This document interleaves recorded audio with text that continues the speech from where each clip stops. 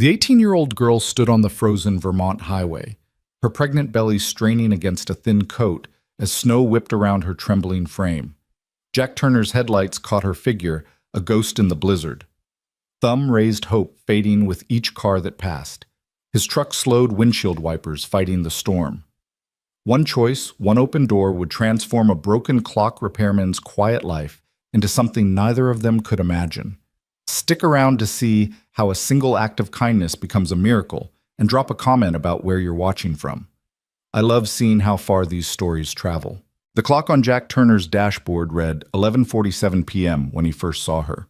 December 23rd. The kind of Vermont night that made even locals question why anyone chose to live this far north. The thermometer had given up trying somewhere below -15, and the snow came sideways, angry and relentless, turning Route 108 into a tunnel of white static. Jack had been driving this road for 23 years, knew every curve and pothole like the lines on his weathered hands. Tonight, though, something made him slow down near the abandoned Texaco station, the one that had been closed since the recession hit. Maybe it was instinct. Maybe it was the way his daughter Emma had looked at him during dinner, asking why they never helped at the church drives anymore, why they kept to themselves so much since Mama died. The figure materialized from the snow like something from a nightmare or a prayer, depending on how you looked at it. A girl no barely more than a child herself, standing at the road's edge with her thumb out. Her coat, if you could call it that, was the kind of cheap polyester thing they sold at discount stores, meant for autumn. Maybe, certainly not for a night that could kill you in 20 minutes. But it was her belly that made Jack's foot find the brake pedal. Round and unmistakable beneath that useless coat. Pregnant. Jesus Christ, pregnant and hitchhiking in a blizzard. He'd picked up exactly 3 hitchhikers in his entire life. Once in college when he still believed the world was fundamentally good. Once on his honeymoon with Sarah when they'd given a ride to an old woman who turned out to be heading to her son's funeral. And once 5 years ago, 2 weeks after Sarah's death, when he'd picked up a man just to have anyone in the passenger seat who didn't know his wife was gone. This would be the 4th. The truck fishtailed slightly as he pulled over, hazard lights painting the snow orange in rhythmic pulses. Through the passenger window, he could see her more clearly now, dark hair plastered to her skull lips that had passed blue and gone toward purple. Her thumb still up, but her arm shaking so violently it looked like she was waving. Jack reached across and cranked the passenger door handle. The door swung open and winter invaded his cab like a living thing. "Get in," he said, having to raise his voice over the wind. She didn't move at first, just stared at him with eyes that had seen too much for someone her age. Brown eyes huge in her thin face, calculating risks and chances. "I'm not—" she started, then stopped. "I can't pay you." "Didn't ask for money. Get in before you freeze to death." She climbed up into the cab with difficulty, her pregnant belly making the high step awkward. The door slammed shut and suddenly the world was quieter, just the hum of the heater and the rhythmic thump of the wipers. "Thank you," she said, teeth chattering so hard the words came out broken. "Thank you." Jack cranked the heat higher, angling the vents toward her. In the dim light of the dashboard, he could see her better. 18, maybe 19. Pretty in that way that would become beautiful if life gave her half a chance. A small backpack at her feet, the kind kids took to school. Her hands, when she held them to the heating vent, were scraped raw. "How long were you out there?" 2 hours. Maybe 3. Jesus. Jack put the truck in gear, checking his mirrors, though nothing had moved on this road since he'd left town. "Were you heading here anywhere?" She paused. "South, somewhere warm." "Bus station's in Montpelier, closed till morning, but there's a Denny's nearby.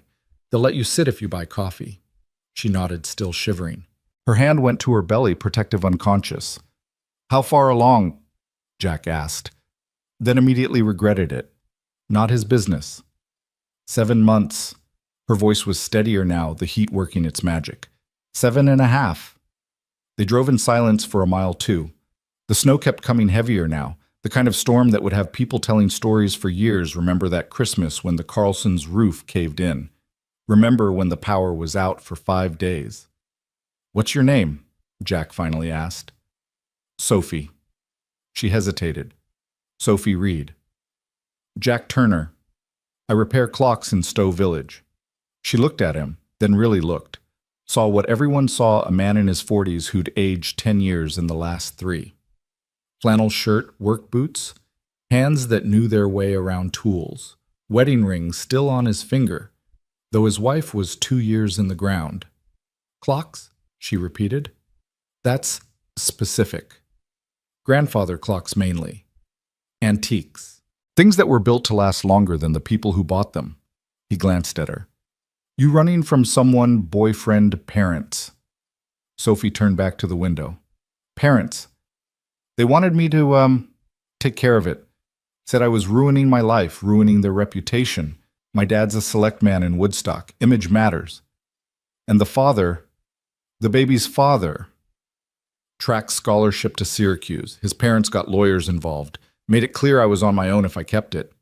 Jack felt the familiar anger rise in his chest, the kind he'd been feeling more often since Sarah died. Anger at the unfairness of everything, at how the world chewed up the vulnerable and spat them out. How old are you, Sophie? 18, turned 18 last month. They were approaching the turnoff to Montpelier, but Jack could barely see the exit sign through the storm. The radio turned low, crackled with emergency broadcasts. Stay off the roads, seek shelter, historic blizzard conditions. Listen, Jack said, surprising himself. This storm's getting worse. They're saying it might be the worst in 20 years. Montpelier's still 40 minutes in good weather, and this... He gestured at the white wall beyond the windshield. This isn't good weather. Sophie's hand tightened on her belly. I don't have money for a motel. I've got a cabin about 10 minutes from here. Nothing fancy, but it's warm. You can wait out the storm, leave in the morning when the roads are clear. She studied him with those 2 old eyes. You have a family. A daughter. Emma. She's 12.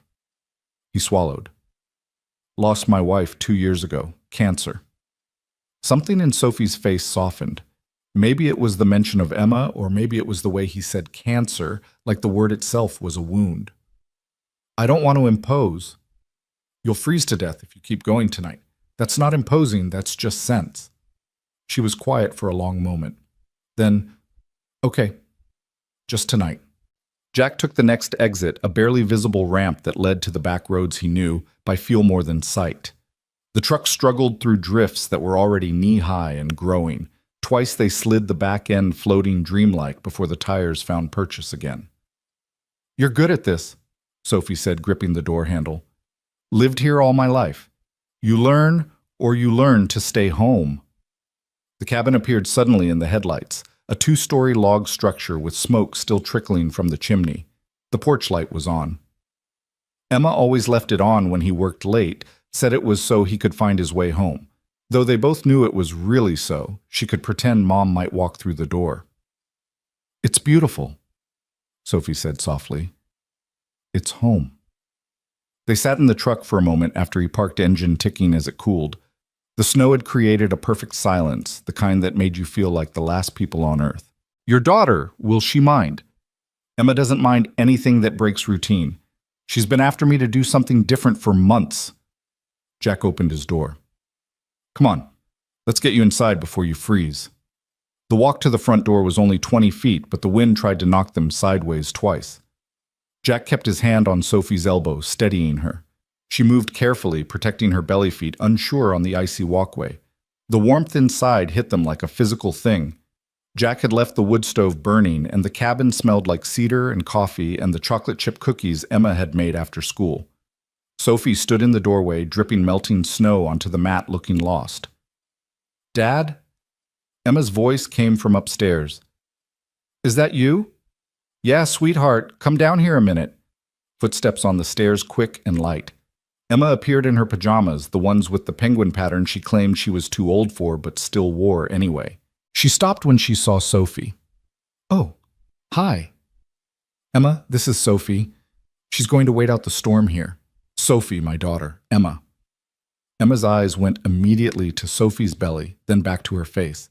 Jack could see his daughter's mind working, processing this unexpected change to their careful routine. Hi, Sophie said, her voice small.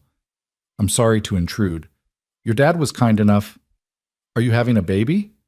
Emma interrupted, then immediately blushed. Sorry, that was rude. Mom always said I had no filter. It's okay. Sophie managed a small smile. Yes, I'm having a baby. When? About 2 months. Is it a boy or girl? A girl? Emma's face lit up. I always wanted a sister. I mean, not that I just meant. She stopped, flustered. Emma, why don't you show Sophie the guest room? She needs to get warm and dry. It's not really a guest room, Emma said, leading Sophie toward the stairs. It's Mom's old craft room, but Dad put a bed in there last year when Grandma came to visit. She said the stairs were going to kill her, but I think she just wanted to snoop through Mom's things. Their voices faded as they climbed the stairs. Jack stood in his living room, dripping on his own floor, wondering what the hell he'd just done. The smart thing would have been to drive her to Montpelier, storm or no storm. Leave her at the Denny's with $20 for coffee and breakfast. Stay uninvolved. Stay safe in his bubble of grief and routine. But then he thought about Sarah, what she would have said. Sarah, who brought home stray cats and lonely grocery clerks for Thanksgiving and always said yes when someone needed help. He could almost hear her voice, Jack Turner, you did exactly right. Now go make that girl something to eat. She's skin and bones, and she's eating for two. By the time Jack had changed into dry clothes and heated up leftover stew, Emma and Sophie had returned to the kitchen. Sophie wore one of Sarah's old sweaters. Emma must have dug it out of the closet. It was huge on her, making her look even younger. I hope it's okay, Sophie said, plucking at the sweater. Emma said, It's fine. Jack set a bowl of stew in front of her. Eat. She ate like she hadn't seen food in days, which Jack realized might not be far from the truth. Emma sat across from her chin, propped on her hands, watching with the intensity she usually reserved for her science experiments. Don't stare, Jack said. I'm not staring. I'm observing. Sophie smiled a little at that. What are you observing that? You're scared, Emma said matter-of-factly. But not of us, of something else. Emma, it's okay, Sophie said. She looked at Emma directly. You're right. I am scared. Of having the baby. Of everything after. Emma considered this. My mom used to say being scared just means you're about to do something really brave. Sophie's eyes filled with tears. She blinked them back, but one escaped rolling down her cheek. Your mom sounds smart. She was, Emma said simply. She died, but she was really smart before that. The kitchen fell quiet except for the wind howling outside and the tick of the grandfather clock in the living room, one of the few Jack had kept for himself, its rhythm as familiar as his own heartbeat. You can stay, Emma announced suddenly. I mean, if you want. The storm's supposed to last 3 days, the radio said. Jack started to object. This was his decision, not Emma's, but something stopped him.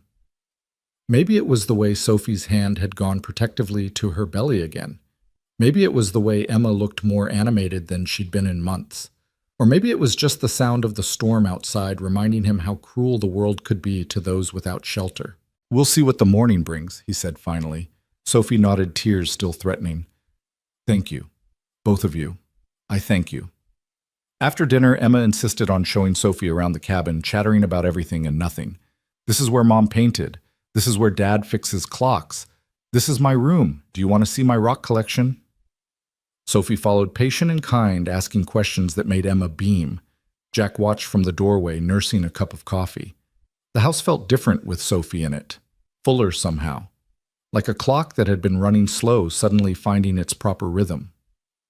Later, after Emma had gone to bed and Sophie had retreated to the craft room, Jack sat by the wood stove feeding it logs for the night. The storm had intensified, wind screaming around the corners of the cabin. He thought about Sophie out there on the road, what would have happened if he'd driven past like everyone else. Thought about choices made in seconds that changed everything. A floorboard creaked.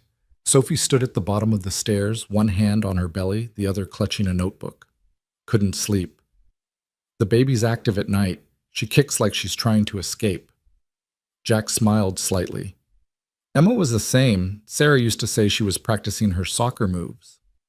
Sophie moved closer to the fire, sat carefully in Sarah's old rocking chair. Jack didn't tell her that no one had sat there in 2 years. I've been writing her letters, Sophie said, holding up the notebook. The baby, for when she's older. In case... She trailed off. In case what? In case I have to give her up. So she knows I loved her even if I couldn't keep her.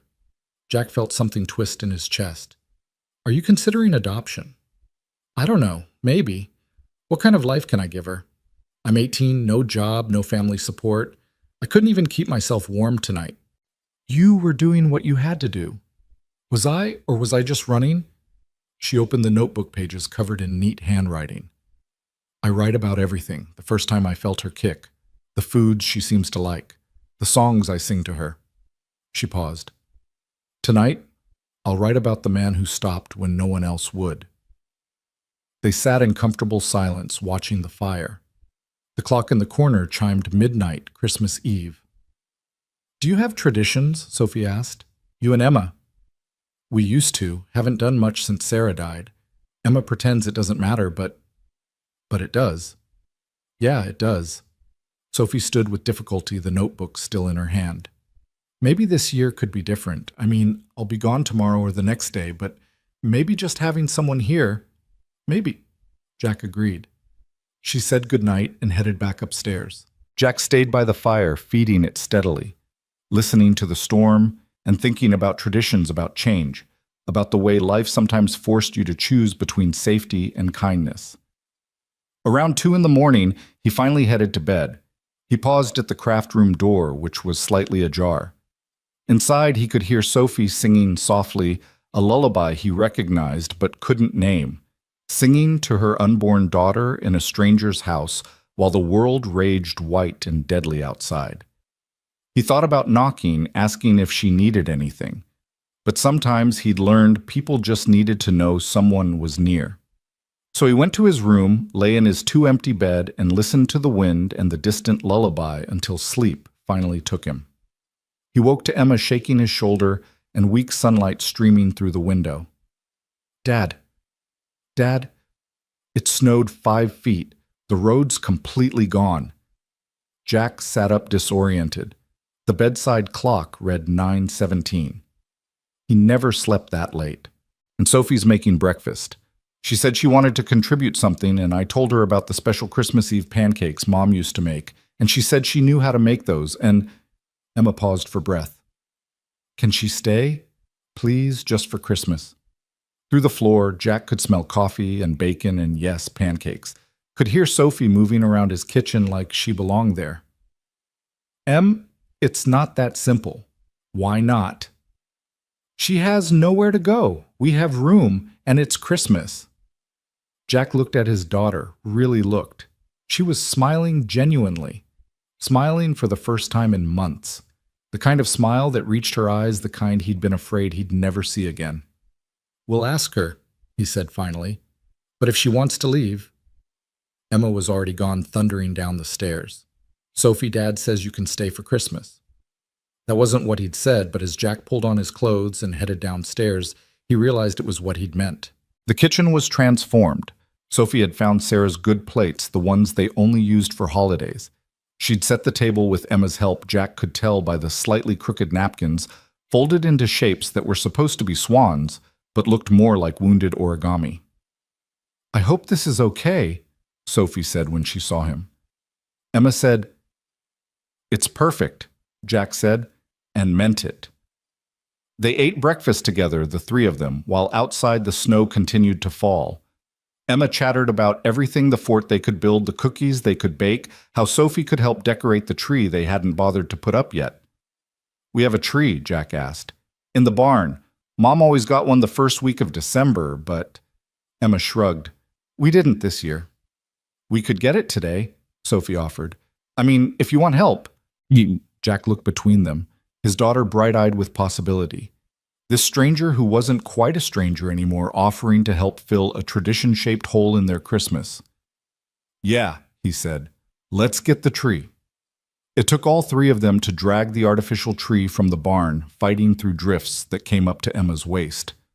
Sophie shouldn't have been lifting anything, but she insisted on helping, carrying the lightest boxes of ornaments, while Jack and Emma handled the tree itself. Inside, they set it up in the corner where it always went, where Sarah had always put it. The branches were tangled from a year in storage, and it took an hour to get them all spread properly. Sophie sat in the rocking chair sorting ornaments while her baby kicked and rolled. "This one's beautiful," she said, holding up a glass angel.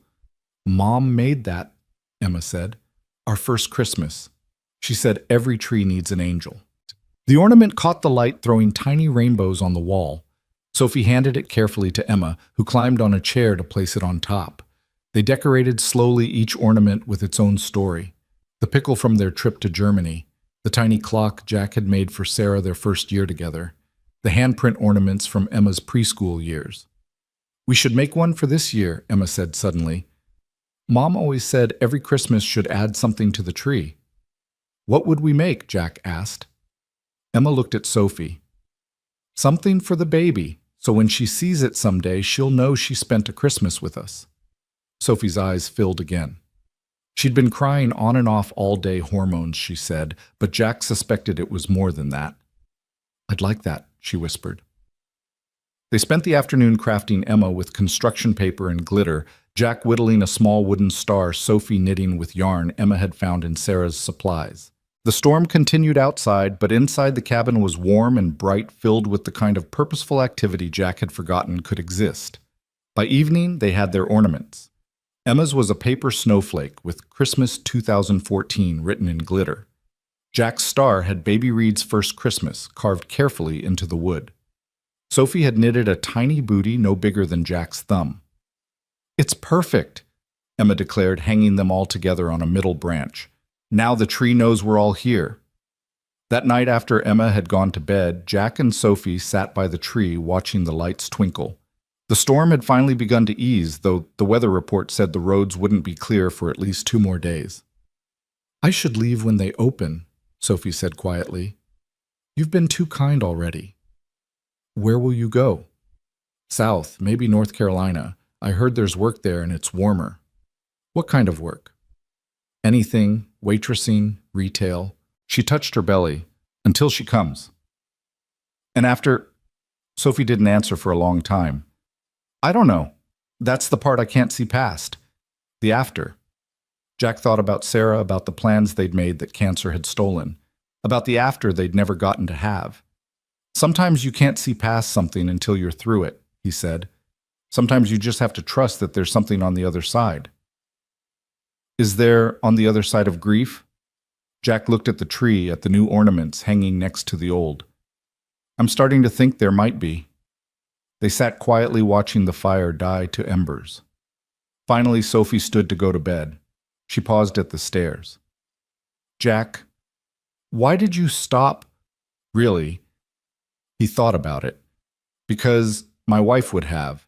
Because my daughter needed to see that we still help people. Because—" He paused. "Because something told me to." Sophie nodded, like that made perfect sense. "Good night, Jack. Merry Christmas." "Merry Christmas, Sophie." After she went upstairs, Jack stayed by the tree a while longer. He found himself talking to Sarah, something he hadn't done in months. "She needs help," he said to the empty room. "More than just a few nights' shelter. She's got nobody, Sarah. Nobody but that baby." The house creaked and settled around him, the familiar sounds that usually meant loneliness, but tonight felt like something else. Like approval, maybe. Like permission.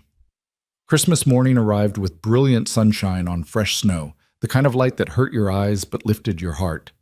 Emma was up at dawn, bounding into Jack's room. "It's Christmas, and Sophie's still here, and it stopped snowing."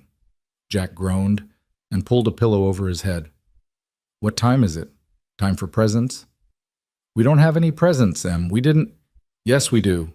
I made things. And Sophie made things. Come on." Downstairs, the tree was surrounded by small wrapped packages, Emma's handiwork, Jack could tell, with their too much tape and crooked bows. Sophie was already up, sitting in the rocking chair with a cup of tea. "Merry Christmas," she said, smiling. She looked better. The dark circles under her eyes had faded, and some color had returned to her cheeks. "Emma insisted on presents," she explained. "I hope it's okay." They opened gifts sitting on the floor like children. Emma had made everyone drawings.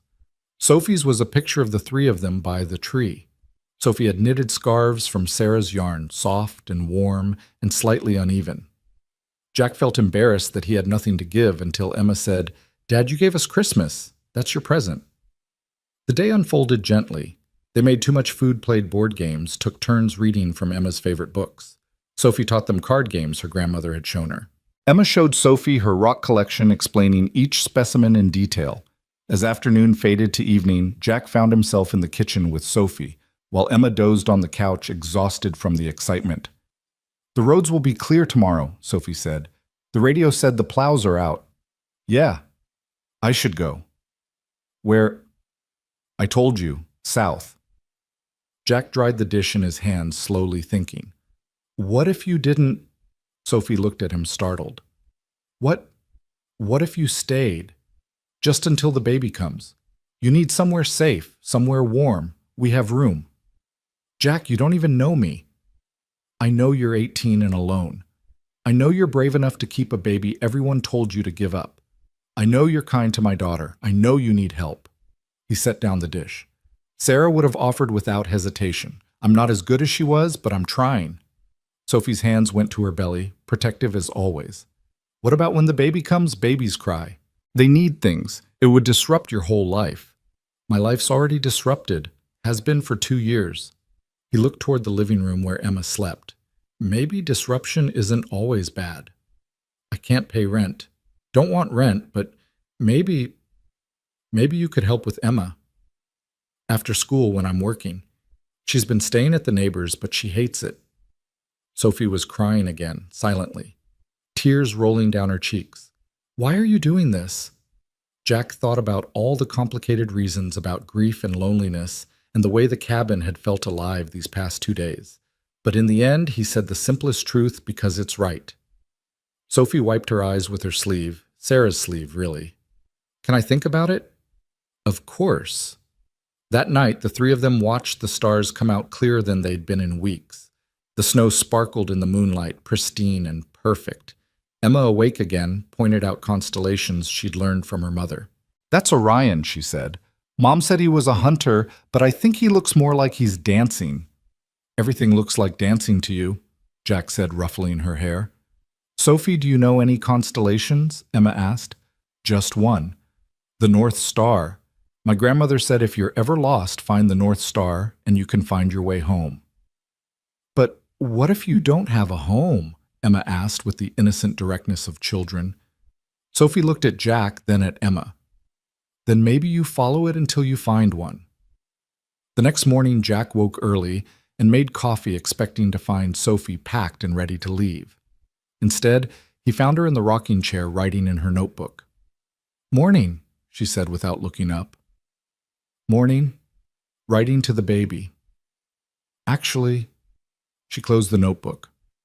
"Writing to you, a list of things I can do to help, if the offer's still open." Jack sat down across from her. "It's open." "Then yes, I'll stay until I figure out what comes next." Emma, who had apparently been listening from the stairs, let out a whoop and came running. "Really? You're staying?" "For a while," Sophie said carefully. "If that's okay." "It's more than okay. We can fix up the craft room better, and I can help with the baby when she comes, and—" Emma stopped suddenly. "Wait, what's the baby's name?" Sophie looked down at her belly. "Grace. Her name is Grace." "Grace?" Emma repeated. "I like it. It sounds like something good is about to happen." Jack met Sophie's eyes over Emma's head. Something in her face had shifted, opened, like she was allowing herself for the first time in months to hope. "Yeah," Sophie said softly. "Something good." Outside, the snowplow rumbled past, clearing the road, opening the way to anywhere Sophie might have gone. But inside the cabin, with morning light streaming through the windows and Emma chattering about all the things they could do together, Sophie stayed. She picked up her knitting, a tiny sweater for Grace, and began another row, her fingers steady and sure. Jack watched them, his daughter and this young woman who'd appeared out of the storm, and felt something he hadn't felt in 2 years. Not happiness exactly, not yet, but the possibility of it. The promise that life, despite all evidence to the contrary, could still surprise you with unexpected gifts. The grandfather clock in the corner chimed 9 times, marking the hour. Marking the moment when 3 lonely people began the delicate process of becoming something else. Something more. a family, maybe. In time. But for now, it was enough that they were warm, they were safe, and they were together. The storm had passed, leaving the world white and new and full of possibilities. Sophie began a new letter in her notebook. Dear Grace, today I found something I wasn't looking for.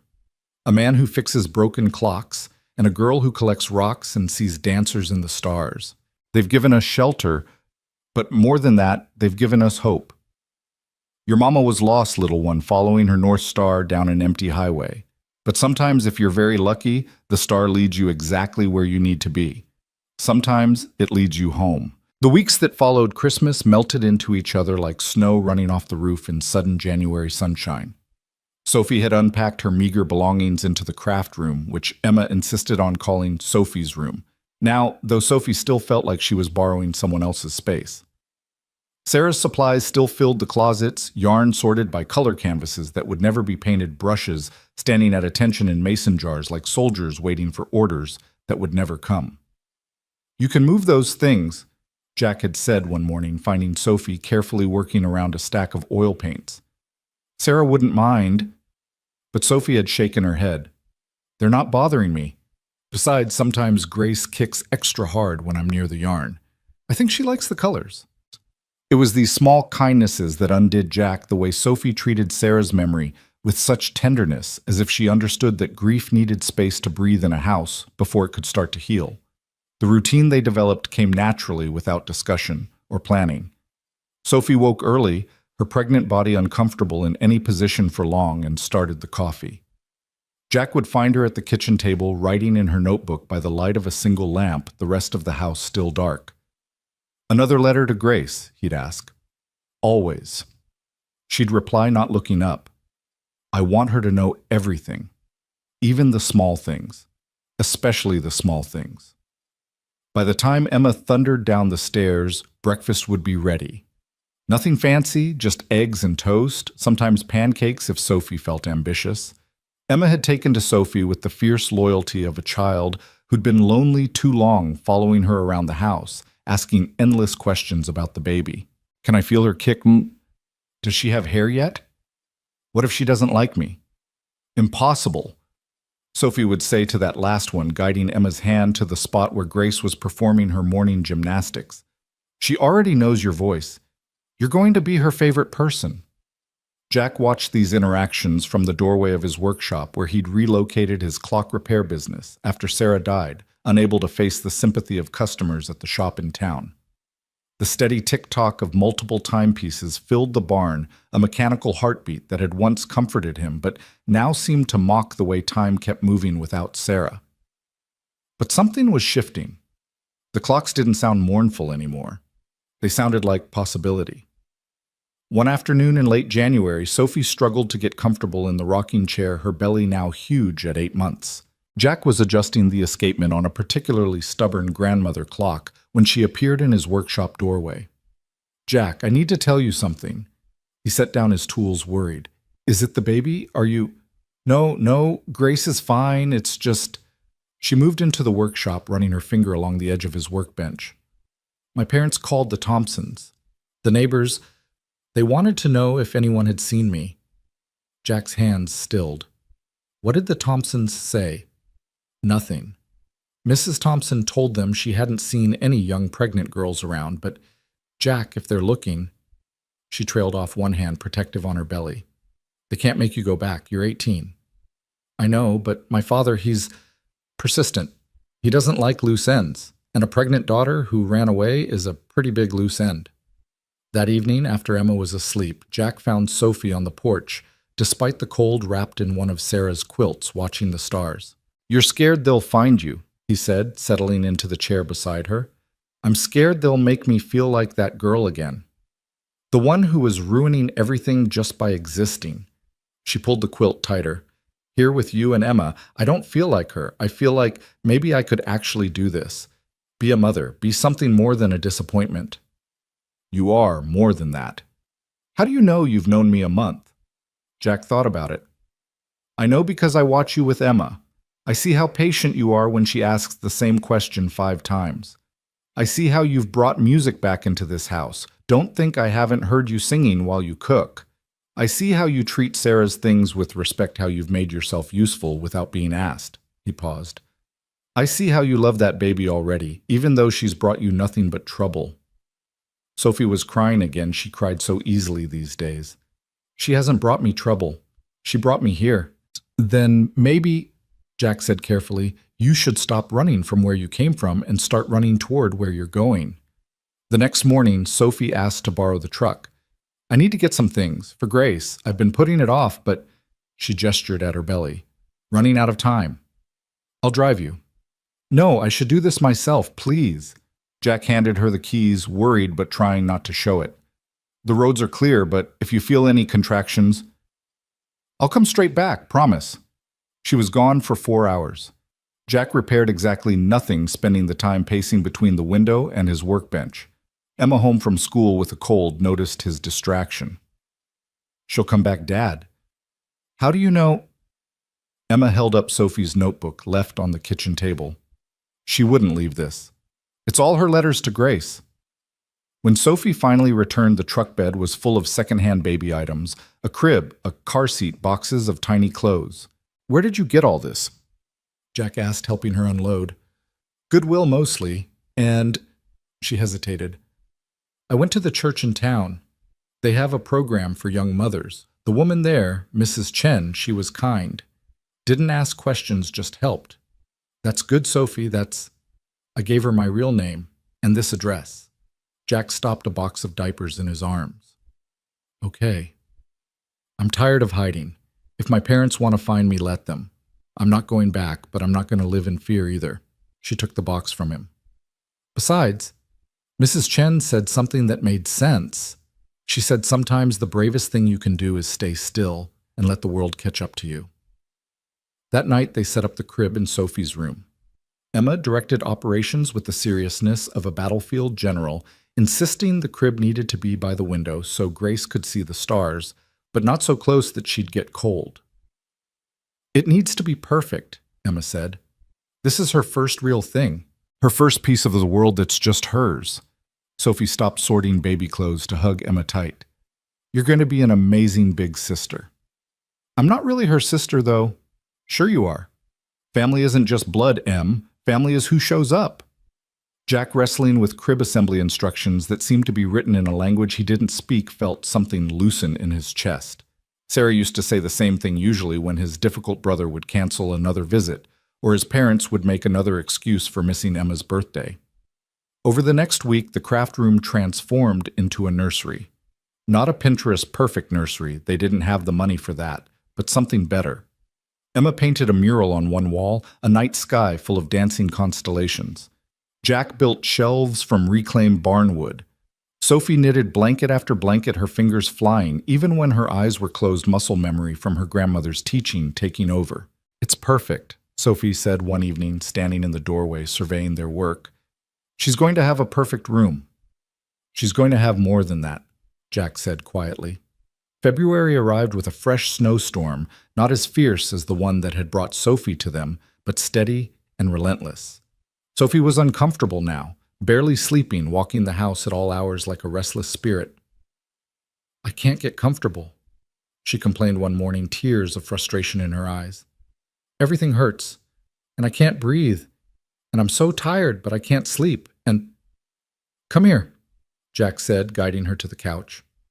He disappeared into his bedroom and came back with a pregnancy pillow still in its packaging. Sophie stared at it. Where did you get this? I ordered it online. Emma helped me pick it out. We thought, well, you needed it. She clutched the pillow like a lifeline. Thank you. God, thank you. That afternoon, while Sophie napped successfully for the first time in weeks, the doorbell rang. Jack opened it to find a well-dressed couple in their 50s, the kind of people who looked like they'd never had a hair out of place in their lives. Mr. Turner, the man said, I'm William Reed. This is my wife, Patricia. I believe our daughter is staying with you. Jack's first instinct was to lie to protect Sophie from these people who'd driven her into a blizzard rather than accept their grandchild. But then he thought about what Sophie had said about not hiding anymore. She is. Would you like to come in? They sat stiffly in his living room, looking around with barely concealed judgment. Jack could see them cataloging everything, the worn furniture, the clock parts scattered on the coffee table, Emma's homework spread across the floor. "We've come to take Sophia home," Patricia Reed said. "She's clearly had some kind of breakdown, but we've found a nice facility." "I'm not going anywhere." Sophie stood on the stairs, one hand on her belly, the other gripping the banister. She'd changed into one of her better outfits, Jack noticed, as if she'd heard her parents arrive, and prepared for battle. "Sophia, be reasonable," William Reed said. "You're living with strangers." "I'm living with friends, people who took me in when you threw me out." "We didn't throw you out. We gave you a choice. Between my child and my family. That's not a choice, that's cruelty." Patricia's composure cracked slightly. "We're trying to protect you. You're 18 years old. You have no idea what you're sacrificing." "I know exactly what I'm sacrificing. College, probably. The life you planned for me, definitely. Your approval, absolutely." Sophie came down the stairs slowly, deliberately. "But I know what I'm gaining too. This baby dad mom, she's not a mistake. She's not a problem to be solved. She's my daughter." "And how do you propose to raise her?" William's voice was cold. "With no education, no money, no support." "She has support," Jack said quietly. "She has us." Both Reeds turned to look at him as if they'd forgotten he was there. "And you are," Patricia's tone could have frozen water. "I'm the man who found your daughter half frozen on the side of the road on Christmas Eve. I'm the one who's watched her work herself to exhaustion, trying to prepare for this baby with no help from the people who should love her most. I'm someone who actually gives a damn what happens to her." "How dare you, How dare you?" Jack stood, anger flooding through him. "How dare you come here after abandoning her and act like you have any right to decide what's best for her?" Emma chose that moment to come home from school, bursting through the door with her usual enthusiasm. She stopped dead when she saw the room full of tense adults. "Sophie, are you okay?" Sophie held out her hand and Emma went to her, immediately glaring at the strangers with suspicion. These are my parents." Emma's eyes widened. "The ones who—" She stopped, but her meaning was clear. "Yes?" Sophie said simply. Emma stepped slightly in front of Sophie, protective, despite being half her size. "You should leave. You make Sophie cry." "Emma," Jack warned, but he was proud of her. William Reed stood. "We'll contest this. If you're living here, we'll make sure the authorities know exactly what kind of situation our daughter has gotten herself into." "What kind of situation is that?" Sophie asked. "A safe home. People who care about me, a warm place for my daughter to be born." "Go ahead, Dad. Call whoever you want. Tell them your pregnant teenage daughter found a better family than the one she was born into." The words hung in the air like a challenge.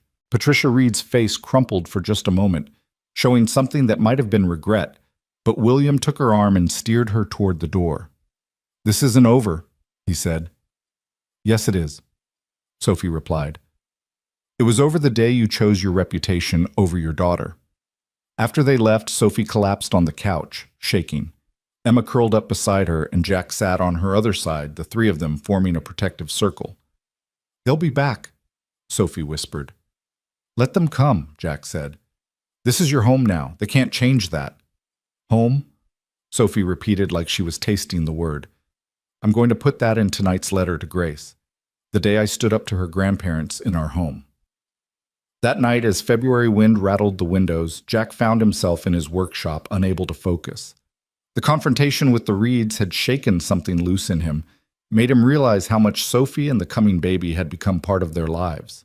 He picked up a piece of cherry wood he'd been saving for something special, not knowing what. Now he knew. He began to carve, letting his hands find the shape hidden in the grain, a tiny bird wing spread ready to fly. Inside the house, he could hear Sophie and Emma in the kitchen making cookies and singing along to the radio. Normal sounds, family sounds. The kind of sounds he'd thought were gone forever when Sarah died. His phone rang. "Mrs. Chen from the church. Mr. Turner. I wanted to let you know that someone was asking about Sophie today. Her parents, I think.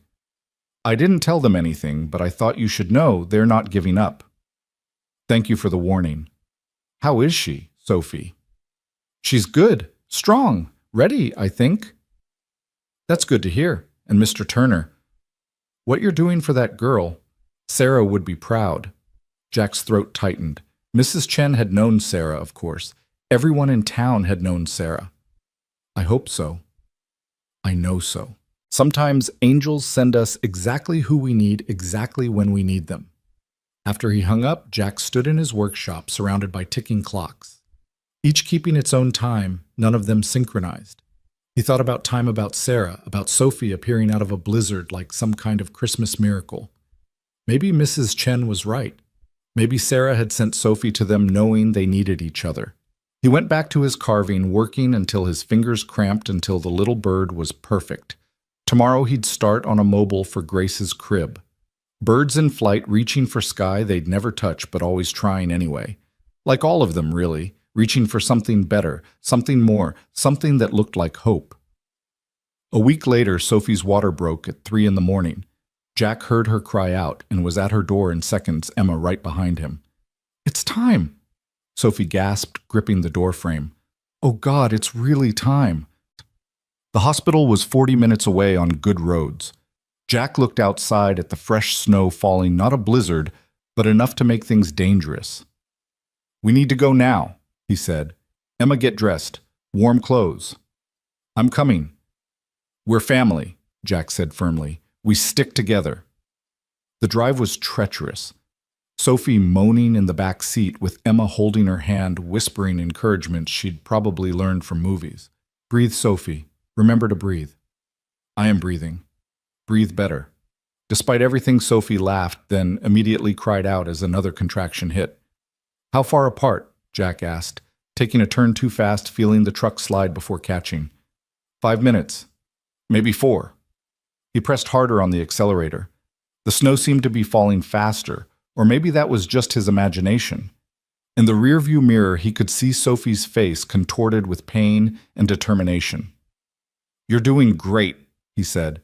"We're almost there." "Jack," Sophie's voice was small, scared. "What if something goes wrong?" "Nothing's going wrong. You're strong. Grace is strong, and we're going to be there soon." "But what if—" "Then we'll handle it. Together. That's what we do now, right? We handle things together." Emma squeezed Sophie's hand harder. "Dad's right. We're together. All of us. Even Grace. She's just trying to come out to be with us." They made it to the hospital with minutes to spare. Sophie was fully dilated, ready to push, barely making it to a delivery room before Grace decided she'd waited long enough. "I want them with me," Sophie gasped to the nurse. "They're my family." The nurse looked at Jack, probably assuming he was the father, then at Emma. "The girl should wait outside. Please," Sophie begged. "Please, I need them both." The nurse relented, maybe seeing something in Sophie's eyes that said this wasn't a normal situation, that normal rules didn't apply here. What followed was 2 hours of the most intense experience of Jack's life since Sarah's death. Sophie was fierce, fighting through each contraction with a determination that reminded him of Sarah bringing Emma into the world.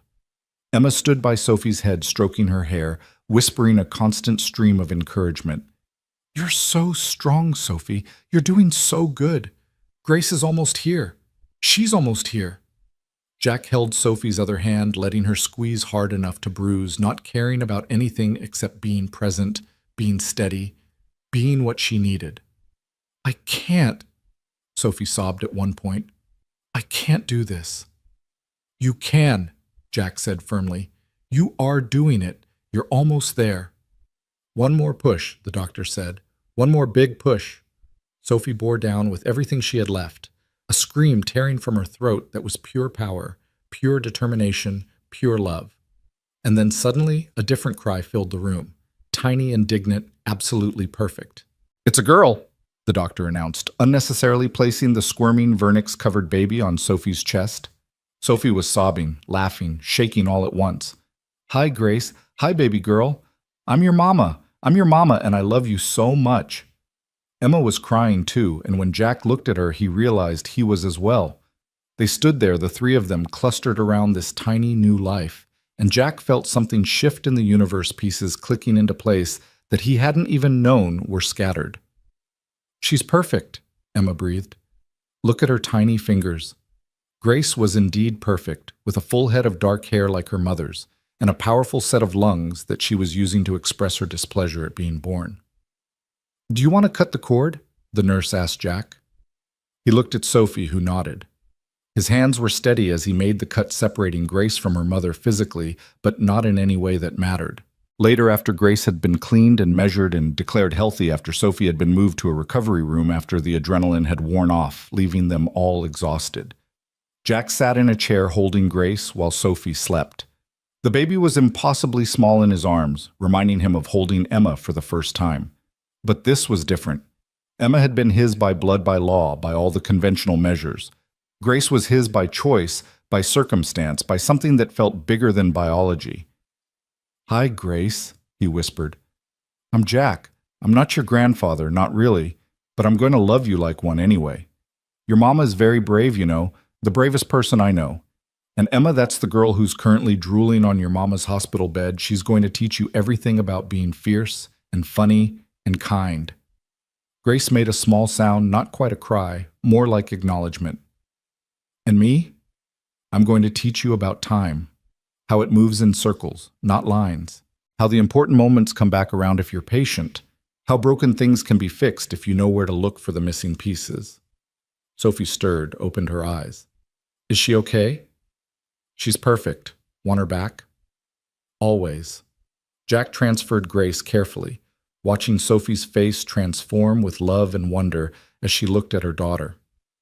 I did it, she whispered. I really did it. You did. No, we did. I couldn't have... Jack, if you hadn't stopped that night... But I did stop. That's what matters. Emma woke up, then immediately alert. Is Grace okay? Can I hold her? Sophie showed Emma how to support Grace's head, how to hold her safe and secure.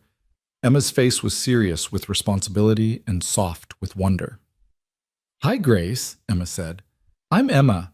I'm going to be your big sister. Not by blood, but by choice, which Mom always said was stronger anyway. Watching them, these three people who'd become his world, Jack thought about Sarah again, about loss and finding, about the way life could break you and remake you into something different, but not necessarily worse. About Grace, the concept, and the baby, and how both had arrived in a storm to save them all. Thank you, Sophie said quietly, looking at Jack over Emma's head. For everything. Thank you, Jack replied, meaning it. For coming out of the storm. Outside the hospital window, dawn was breaking over the mountains, painting the snow-covered peaks gold and pink. A new day, a new beginning. A family not born but built one choice at a time, one moment at a time, one act of love at a time. Sophie opened her notebook. Emma had thought to grab it, and began writing with her free hand while Grace nursed. Dear Grace, you were born at 5:47 a.m. on February 14th, Valentine's Day, which is perfect because you are so loved. The first person to hold you after me was Jack, who saved us both on a snowy night. The first person to sing to you was Emma, who has been waiting for you since Christmas. The first sound you heard was my voice saying I love you, which I do more than all the stars you'll ever see. Welcome to the world, baby girl. Welcome to our family. Welcome home. The first weeks with Grace home were a blur of feedings and diapers. Cries in the night that had everyone stumbling through the hallways like sleepwalkers. Sophie moved through it all with a determination that impressed Jack, though he could see the exhaustion wearing on her dark circles under her eyes, growing deeper each day. Let me take her tonight, Jack offered one evening when Grace was 3 weeks old, finding Sophie walking circles in the living room, the baby crying against her shoulder. I've got it, Sophie insisted, but her voice cracked with fatigue. Sophie, you haven't slept more than 2 hours straight since we came home. Give her to me. She hesitated, then carefully transferred Grace to his arms. The baby continued crying for a moment, then settled, perhaps recognizing the steady heartbeat of someone who'd walked this path before. How do you do that? Sophie asked, sinking into the couch. Practice. Emma was colicky for 3 months. Sarah and I took shifts walking her around this same room. He adjusted Grace against his chest, began the familiar sway and bounce rhythm that seemed programmed into parental DNA. Go sleep. That's an order. Sophie didn't argue further, dragging herself upstairs. Jack walked Grace around the living room past the grandfather clock that chimed midnight, past the window where snow was falling again, lighter now as March approached. The baby's cries gradually softened to whimpers, then to small snuffling sounds against his flannel shirt. "That's it, little one," he murmured. "You're safe, you're loved, you're home." Emma appeared on the stairs in her penguin pajamas, rubbing her eyes. "Is Grace okay?" "Just missing her mama. Why are you awake?" "Couldn't sleep." She came down curled up on the couch where Sophie had been. "Dad, are we going to keep them forever?" Jack continued his circuit of the room, considering his answer.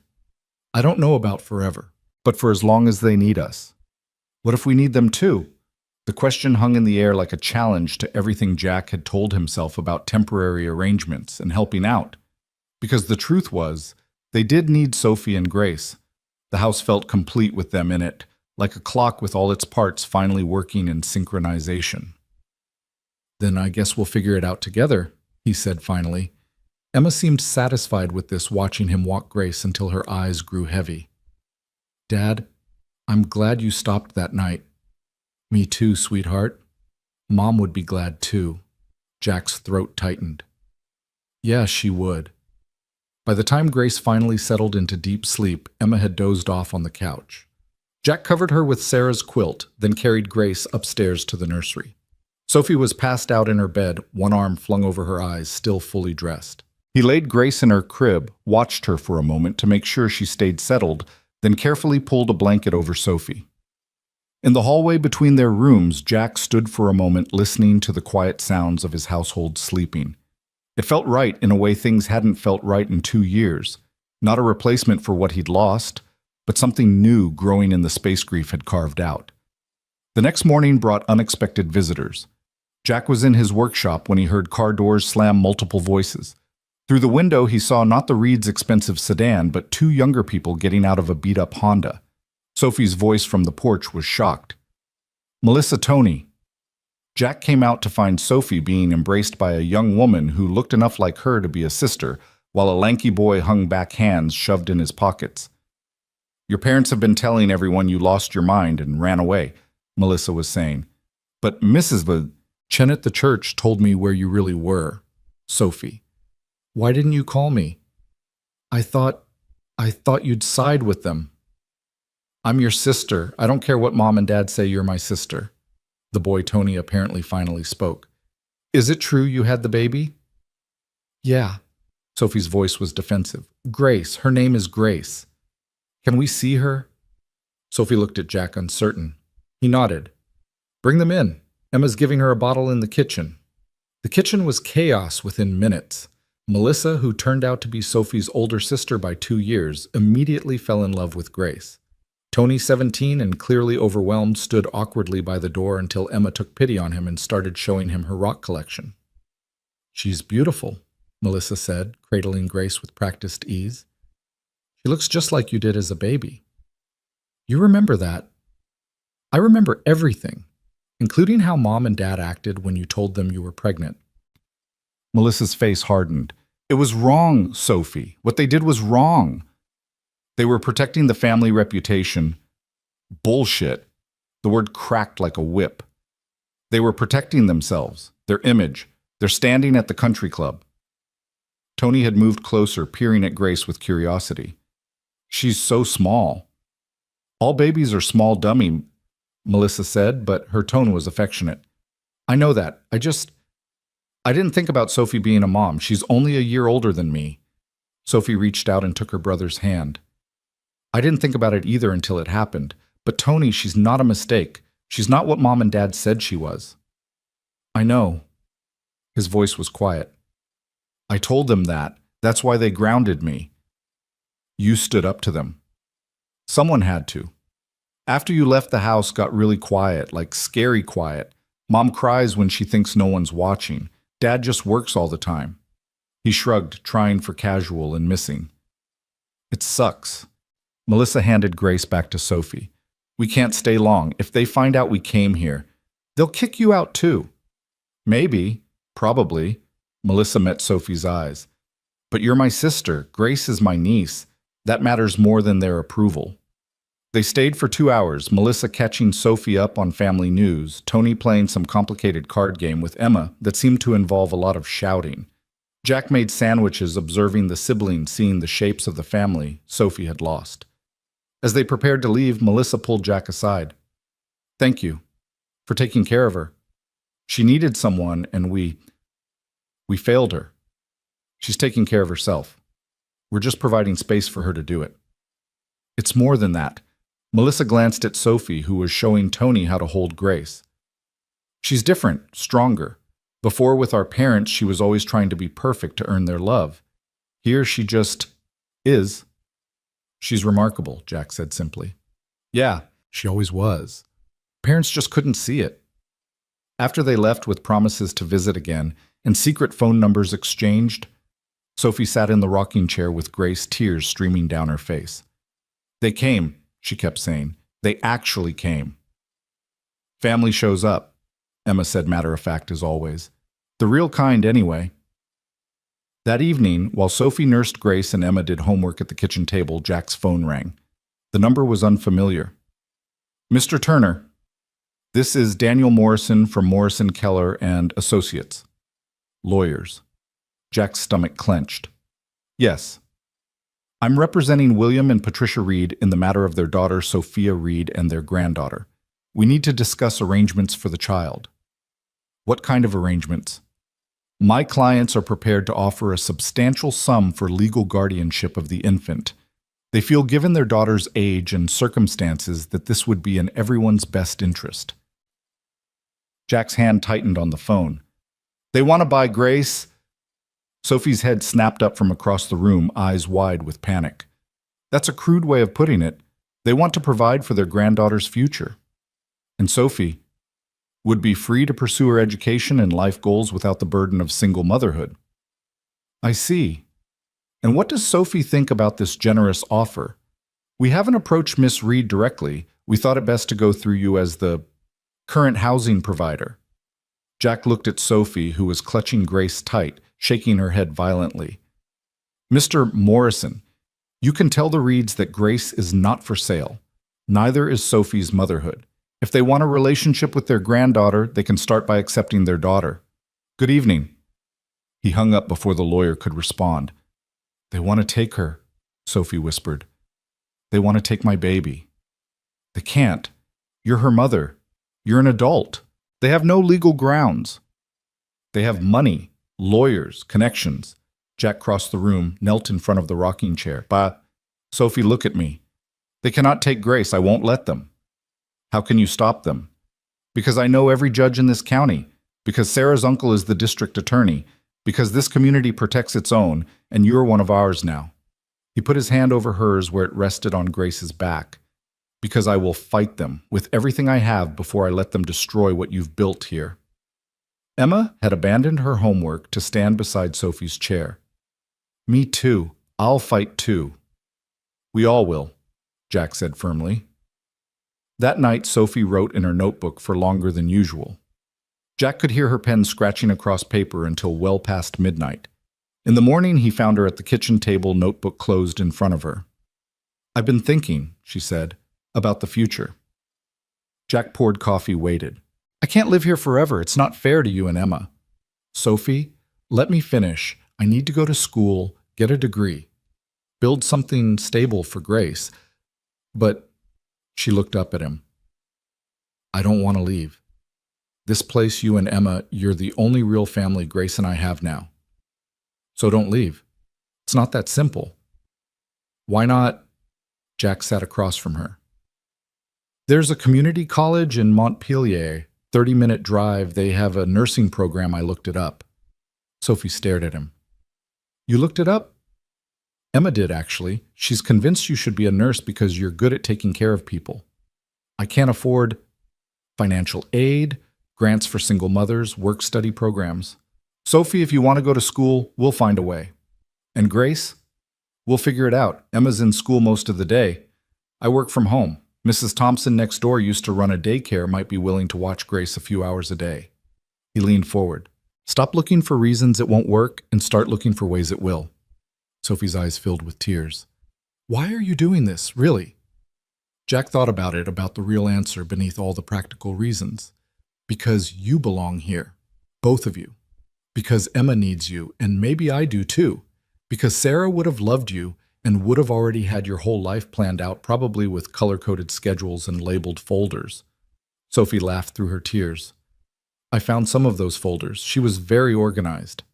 Desperately organized. It was adorable and terrifying. They sat quietly for a moment, Grace starting to fuss in her bouncy seat. Sophie picked her up, settled her for nursing. If I stayed, Sophie said carefully, it would change things, make them more permanent. People would talk. People already talk. Let them. Your in-laws. Love Emma and want her happy. She's happier than she's been since Sarah died. And you. Jack considered lying, keeping things safe and undefined. But Sophie deserved truth. I'm happier too. Not the same happy as before that's gone, but something new. Something I didn't think I'd feel again. Sophie studied his face. Okay. Okay, I'll stay. I'll apply to the community college. We'll figure it out. Emma, who'd obviously been listening from the stairs, let out a whoop and came running. Really? You're really staying? Really? Sophie confirmed, laughing as Emma threw her arms around her, careful of Grace. This is the best day ever. We need to celebrate. Dad, can we make a cake? It's 7 a.m. So cake for breakfast. And somehow that's what they did. Made a lopsided chocolate cake at 7 a.m, ate it with milk while Grace watched from her bouncy seat with serious dark eyes. Emma got frosting on her nose. Sophie laughed until she couldn't breathe, and Jack felt something shift and settle in his chest like a clock finally finding its rhythm after being broken. 3 days later, the Reeds showed up again. This time, Jack was ready.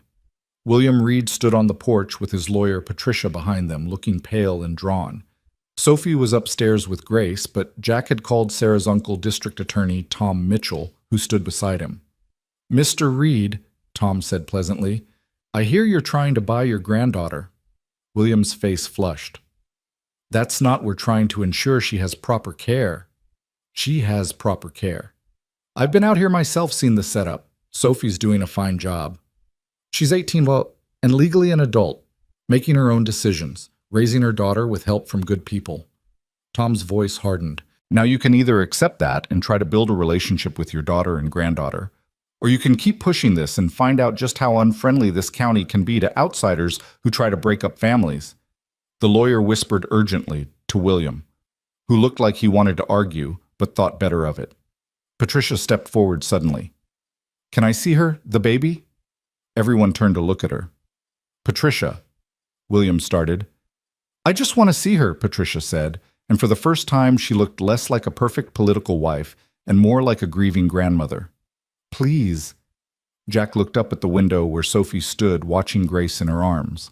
She hesitated, then nodded. Come in, Jack said. Just you.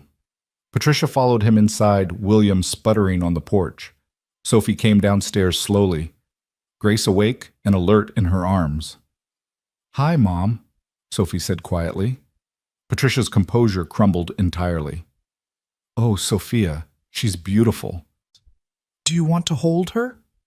Patricia nodded, unable to speak. Sophie carefully transferred Grace, who looked up at her grandmother with those serious dark eyes. Her name is Grace, Sophie said. Grace Patricia. Patricia looked up sharply. You gave her my name. You're still my mother. That hasn't changed. Patricia sank into the couch, cradling Grace like she was made of spun glass. I've missed so much already. She's almost 6 weeks old, and I've missed everything. That was your choice, Sophie said, not unkindly but firmly. Your father made his position clear. What's yours? Mom. Patricia looked at Grace, then at Sophie. I want to know my granddaughter. She took a shaky breath. I want my daughter back. I never left. You pushed me away. I know. I was wrong. We were wrong. Patricia looked around the room, taking in the comfortable chaos of baby items mixed with clock parts and Emma's school projects. You've built a good life here. They're good people. Yes, I can see that. Patricia stood reluctantly, handing Grace back. Your father won't apologize. His pride won't let him, but I will. I'm sorry, Sophia. I'm so sorry. Sophie started crying, which made Grace start crying, which made Patricia start crying. Emma, who'd been hiding in the kitchen, came out with a box of tissues. Everybody's always crying since Grace came, she announced. Happy tears, sad tears, tired tears, so many tears. Patricia laughed shakily. You must be Emma. Yes, ma'am. Sophie's teaching me to knit. Want to see? And somehow Patricia Reed ended up sitting in Sarah's kitchen, admiring Emma's lumpy first attempt at a scarf, while Sophie made tea and Grace dozed in her bouncy seat. Jack and Tom dealt with William and the lawyer, sending them away with clear warnings about harassment and legal consequences. Patricia stayed for 2 hours. Before she left, she pressed an envelope into Sophie's hand. It's not much. Your father controls most of the money, but I've been saving. For you. For her. Sophie tried to give it back, but Patricia refused. Please, let me do something. Let me be something to her, even if it's just the grandmother who sends birthday cards and Christmas presents. You could be more than that. Your father doesn't have to know. I won't tell him if you visit. Emma won't either, will you, Em? Emma made a zipping motion across her lips. Patricia hugged Sophie carefully, as if afraid she might break. I'll come back. When I can. I promise. After she left, Sophie opened the envelope. Inside was $3,000 in cash and a note. For her future. All my love, Mom. Sophie showed it to Jack, who whistled low. That's not nothing. It's her whole savings. She must have been hiding this for months. Sophie fingered the bills. College fund, I guess. Good start to one. That night, as spring rain replaced winter snow beating gently on the roof, Jack found Sophie in Grace's nursery, rocking her daughter and humming softly. You okay? Yeah, just thinking. She looked up at him.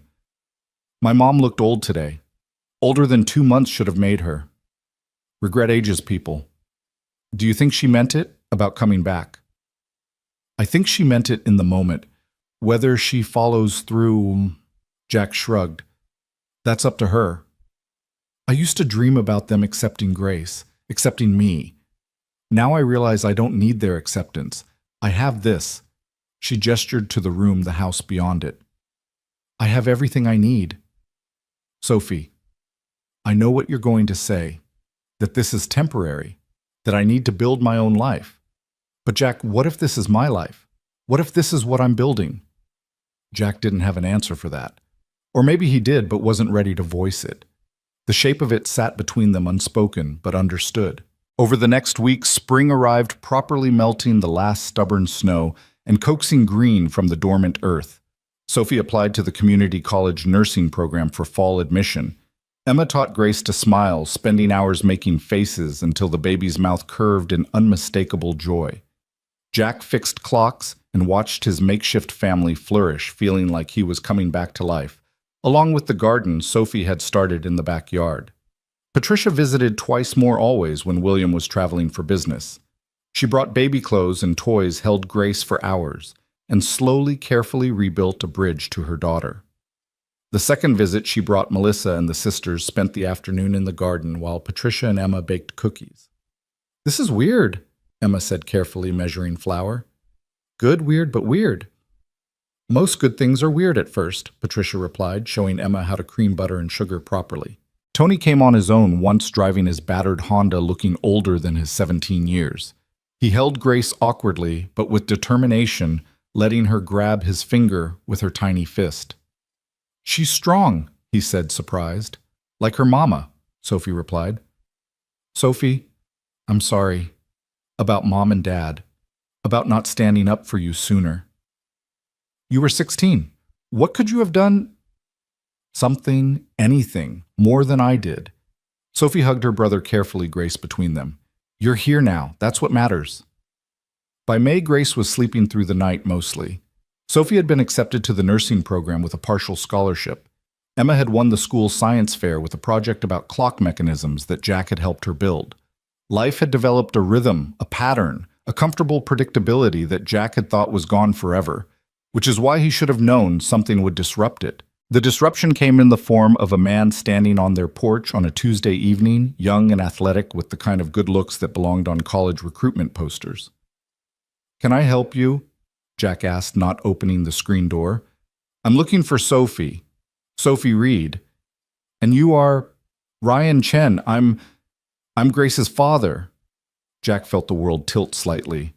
Through the house, he could hear Sophie laughing at something Emma had said, the sound of Grace babbling in her high chair. "She doesn't want to see you." "You don't know that. You haven't asked her." "I know you signed away your rights. Your parents paid lawyers to make sure you had no obligations." Ryan's face flushed. "That was my parents, not me. I was 17, I didn't know." "You knew enough to let her face this alone." "Please, I just want to see her, to explain." Jack wanted to send him away to protect the peace they'd built, but it wasn't his choice to make. "Wait here." He found Sophie in the kitchen, Grace in her arms, applesauce in both their hair. "Sophie, Ryan Chen is on the porch." The color drained from her face. "Ryan, he's here. I can send him away." Sophie stood slowly, handed Grace to Emma. "No, I need to do this." She walked to the front door like she was walking to an execution.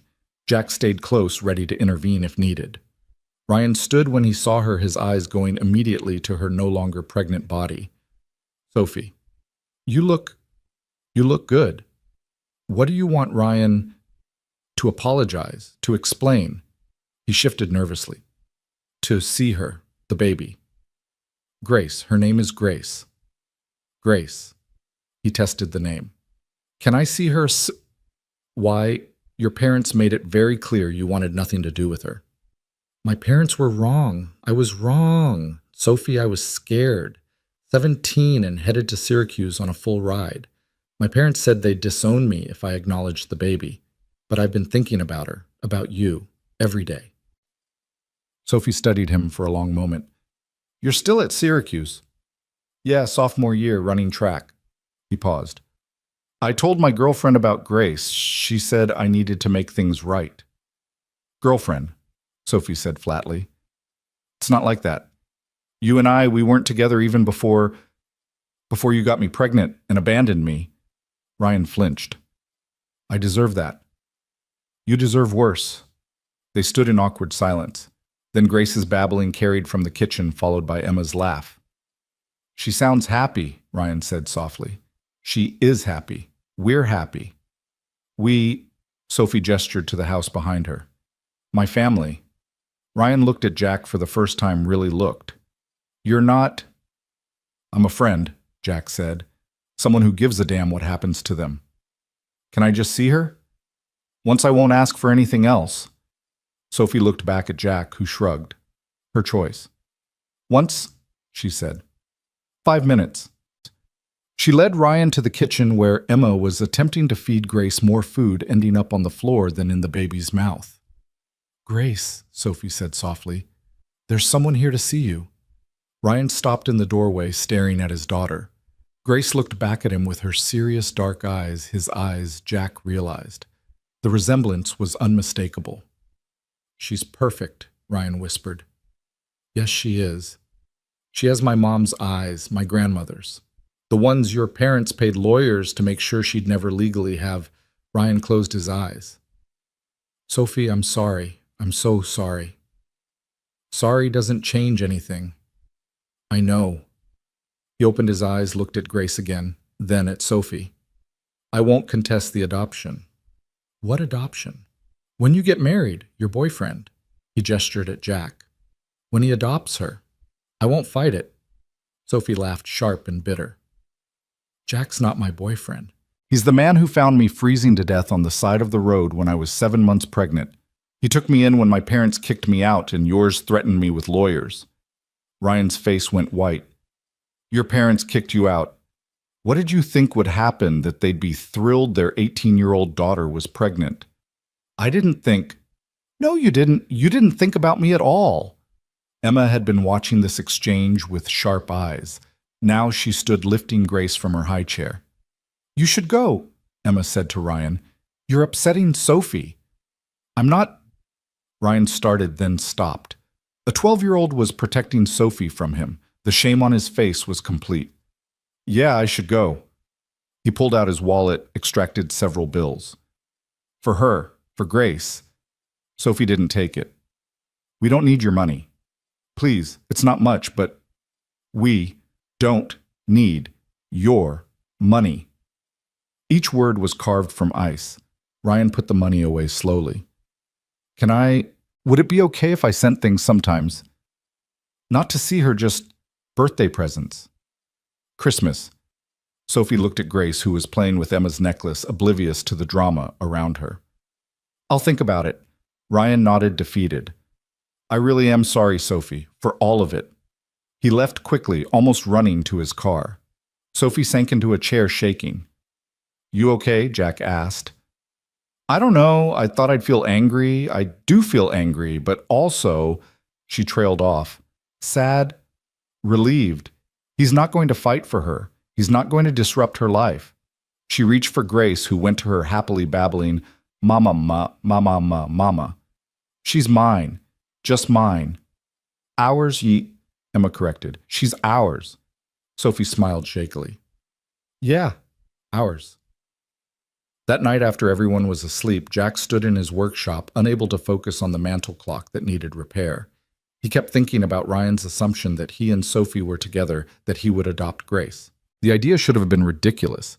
He was 25 years older than Sophie, for God's sake. Old enough to be her father.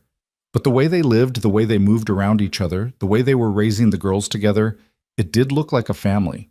It felt like a family. He picked up the wooden bird he'd carved for Grace's mobile, turned it over in his hands. Such a small thing, but it connected them. All the small things did. The way Sophie knew how he took his coffee. The way he knew she wrote in her notebook when she couldn't sleep. The way Emma looked to both of them for permission comfort answers. The way Grace lit up when any of them entered a room. Not a romance maybe, but something. Something important. Something worth protecting. A soft knock interrupted his thoughts.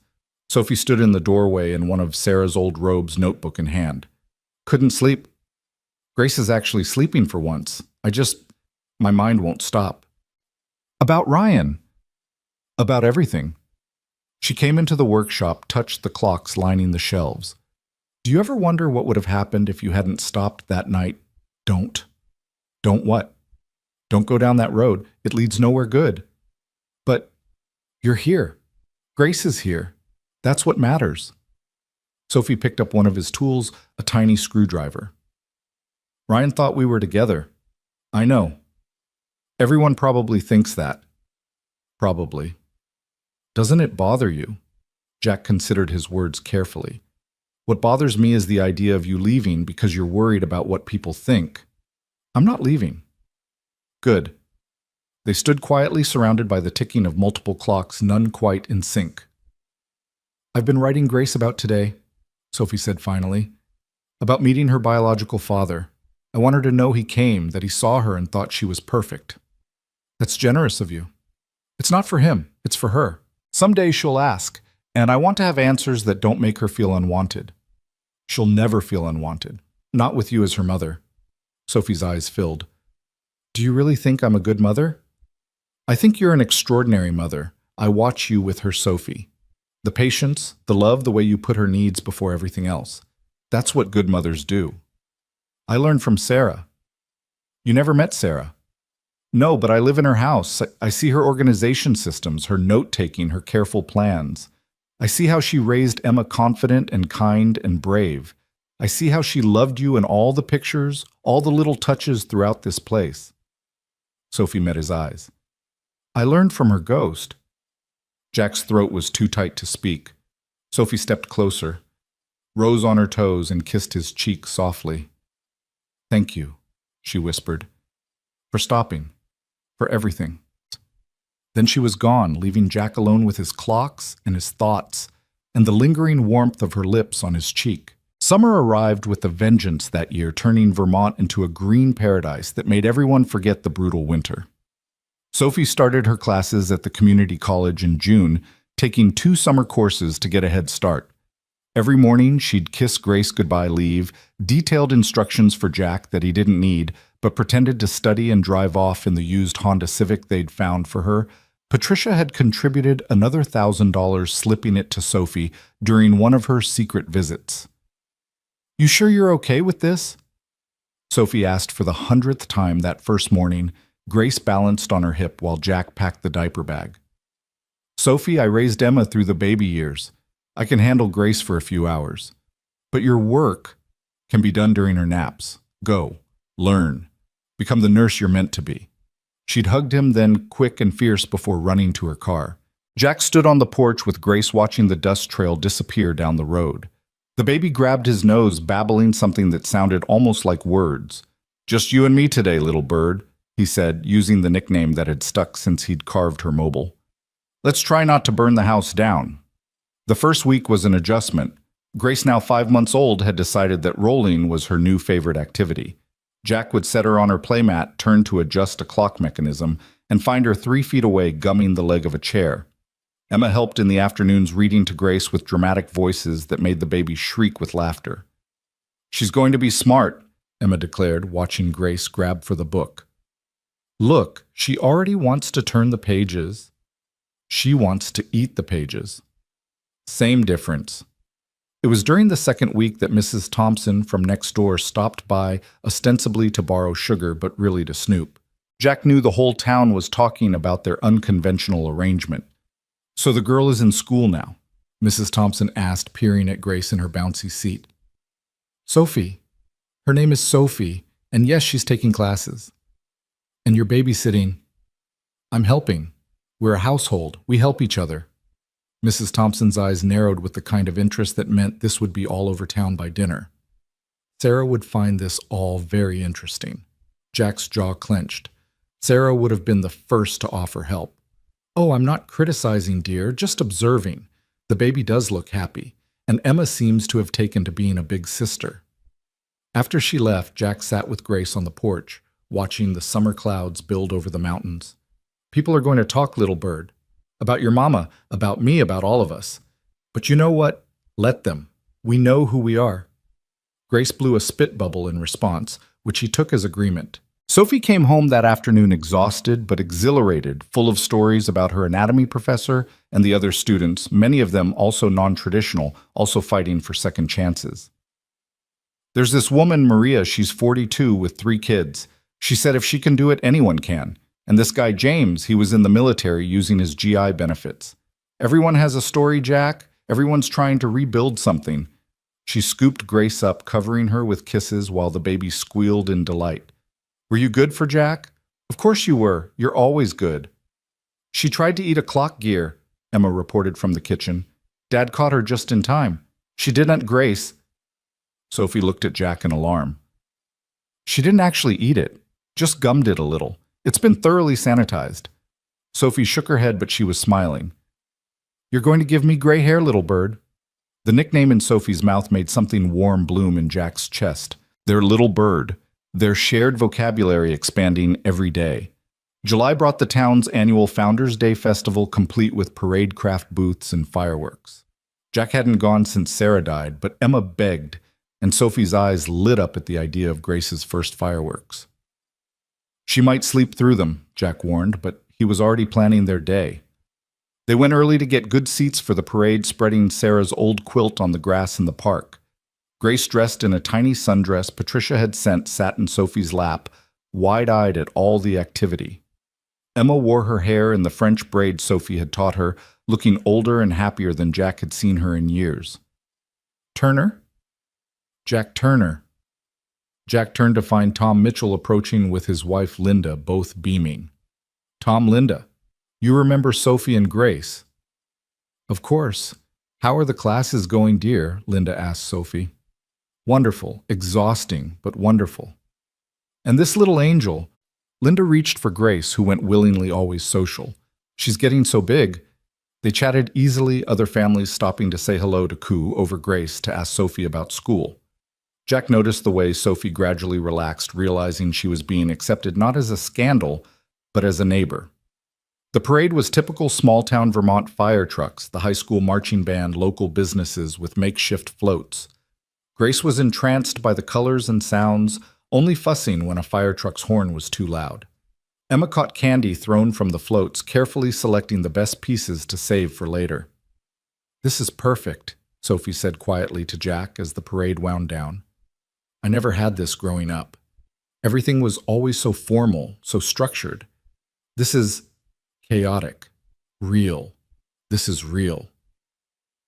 As the sun set and the fireworks began, Grace fell asleep in Jack's arms, somehow sleeping through the booming display. Sophie and Emma oohed and awed at the colors painting the night sky. At one point, Sophie's hand found Jack's in the darkness, squeezing gently during the finale. "Thank you," she whispered, "for making us part of this." "You were already part of it," he whispered back. "You just needed to see it."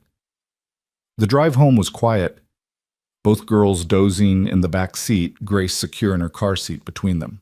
Jack drove slowly, not wanting the evening to end, knowing something had shifted. They weren't playing at being a family anymore. They were one.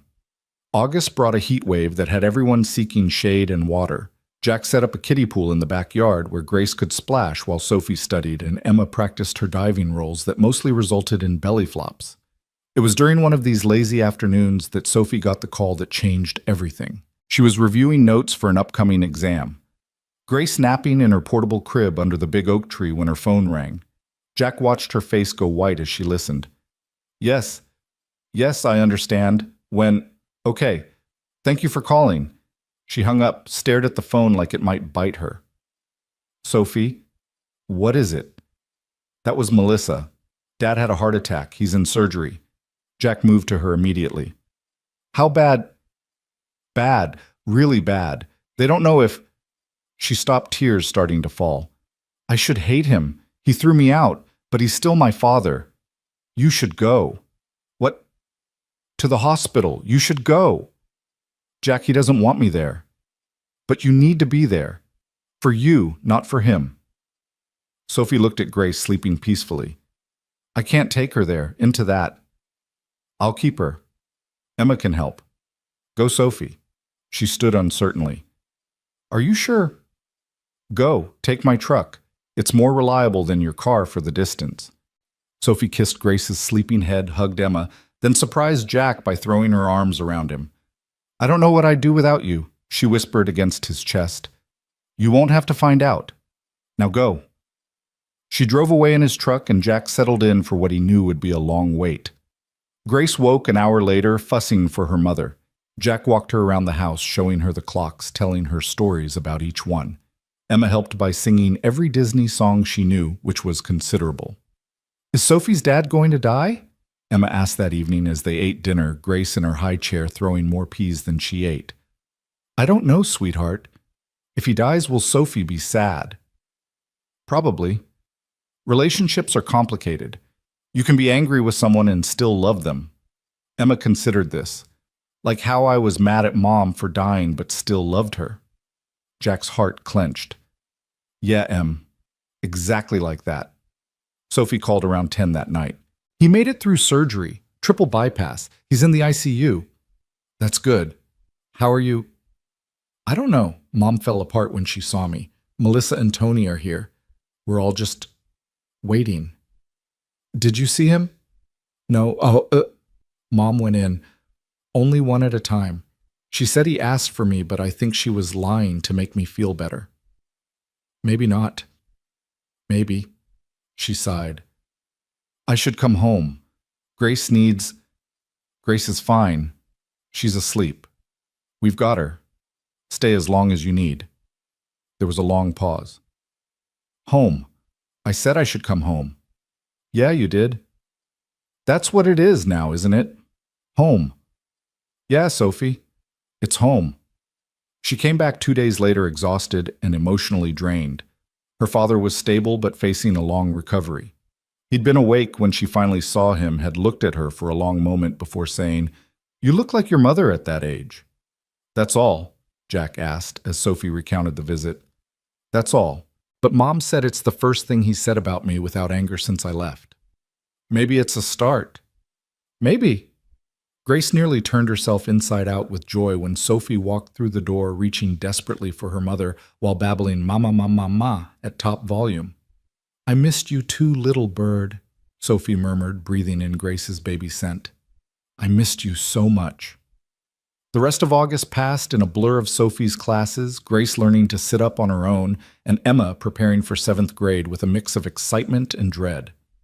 Jack found a rhythm to their days that felt sustainable, like something that could last. September arrived with cool mornings and the first hints of color in the leaves. Sophie had aced her summer courses and was starting full-time in the nursing program. The schedule was demanding classes 3 days a week, clinical rotations starting next semester. "I'm going to be gone so much," she worried, watching Grace play with blocks on the living room floor. "We'll manage," Jack assured her. "Mrs. Thompson offered to help when I have clock deliveries. Emma's in school most of the day anyway."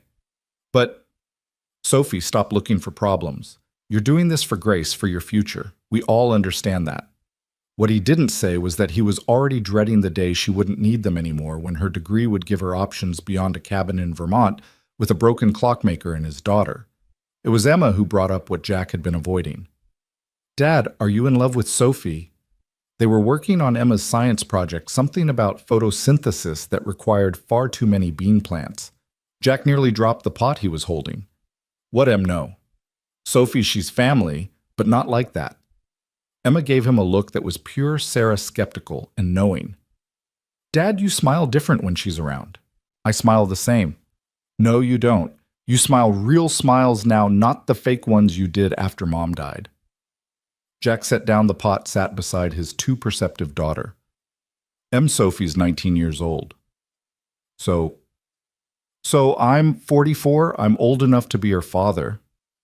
"But you're not her father. You're Jack." "It's not appropriate. She's in a vulnerable position living here depending on us. She's not dependent. She pays for groceries, she cooks, she helps with everything. That's not dependent, that's partnership." When had his 12-year-old become so wise? Even if there were feelings, which there aren't, it wouldn't be fair to her. She deserves someone her own age, someone who can give her a full life. Like Ryan. That worked out great. Emma.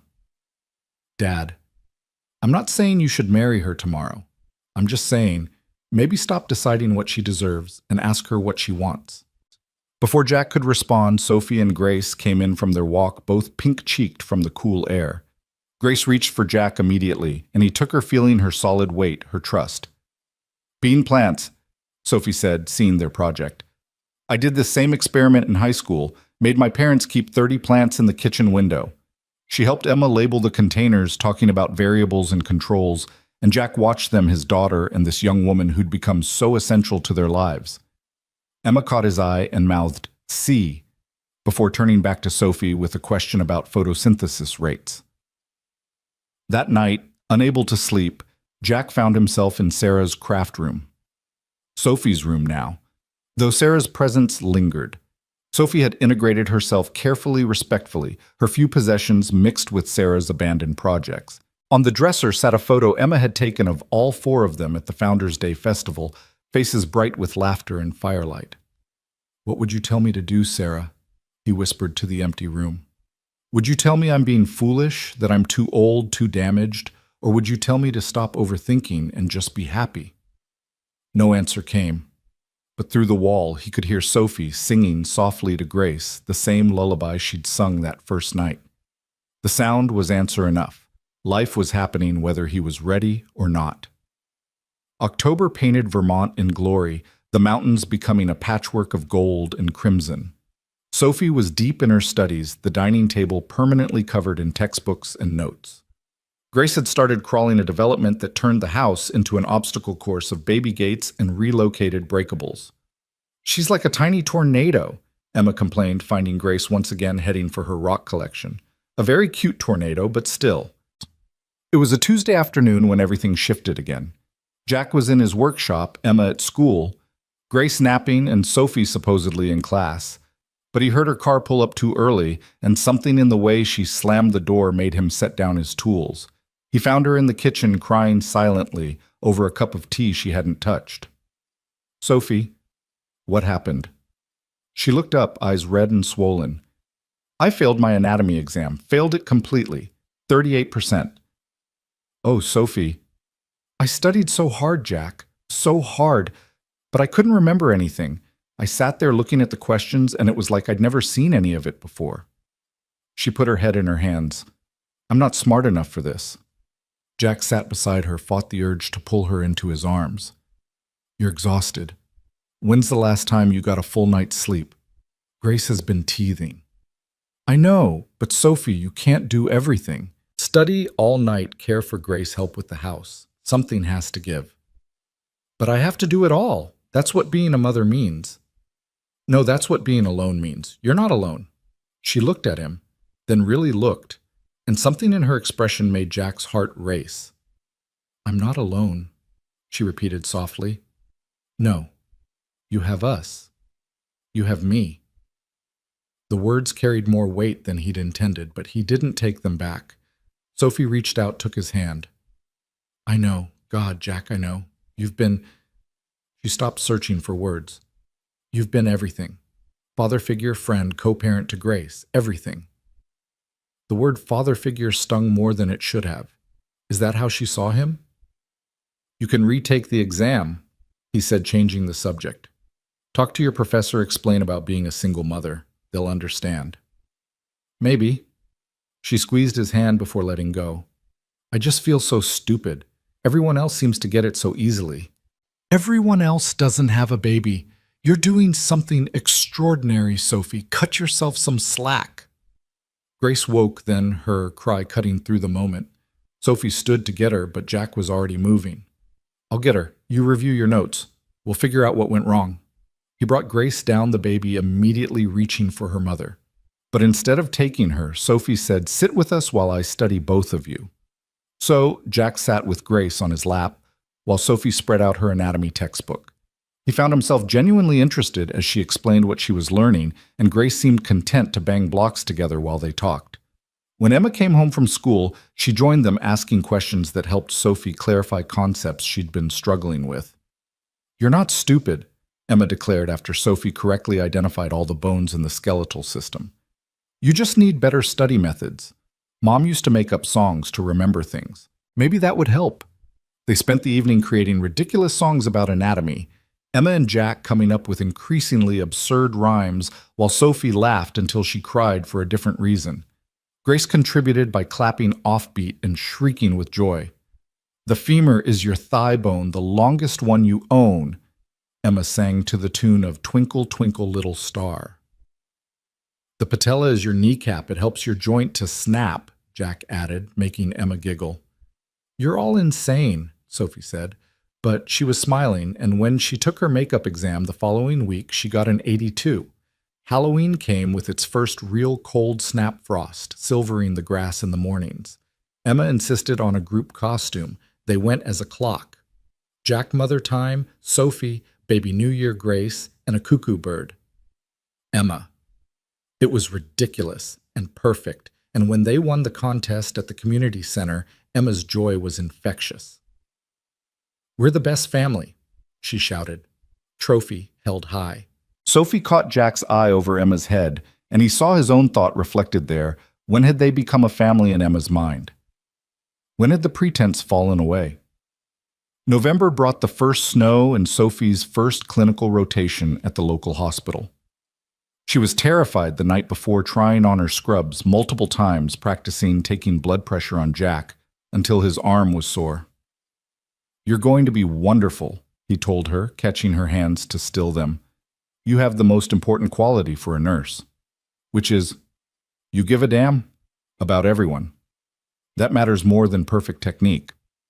She stared at him for a long moment, and Jack thought she might say something important, something that would change everything. But Grace started crying upstairs, and the moment passed. Her clinical instructor turned out to be Mrs. Chen from the church, the one who'd helped Sophie when she first arrived. Small world, Mrs. Chen said, smiling.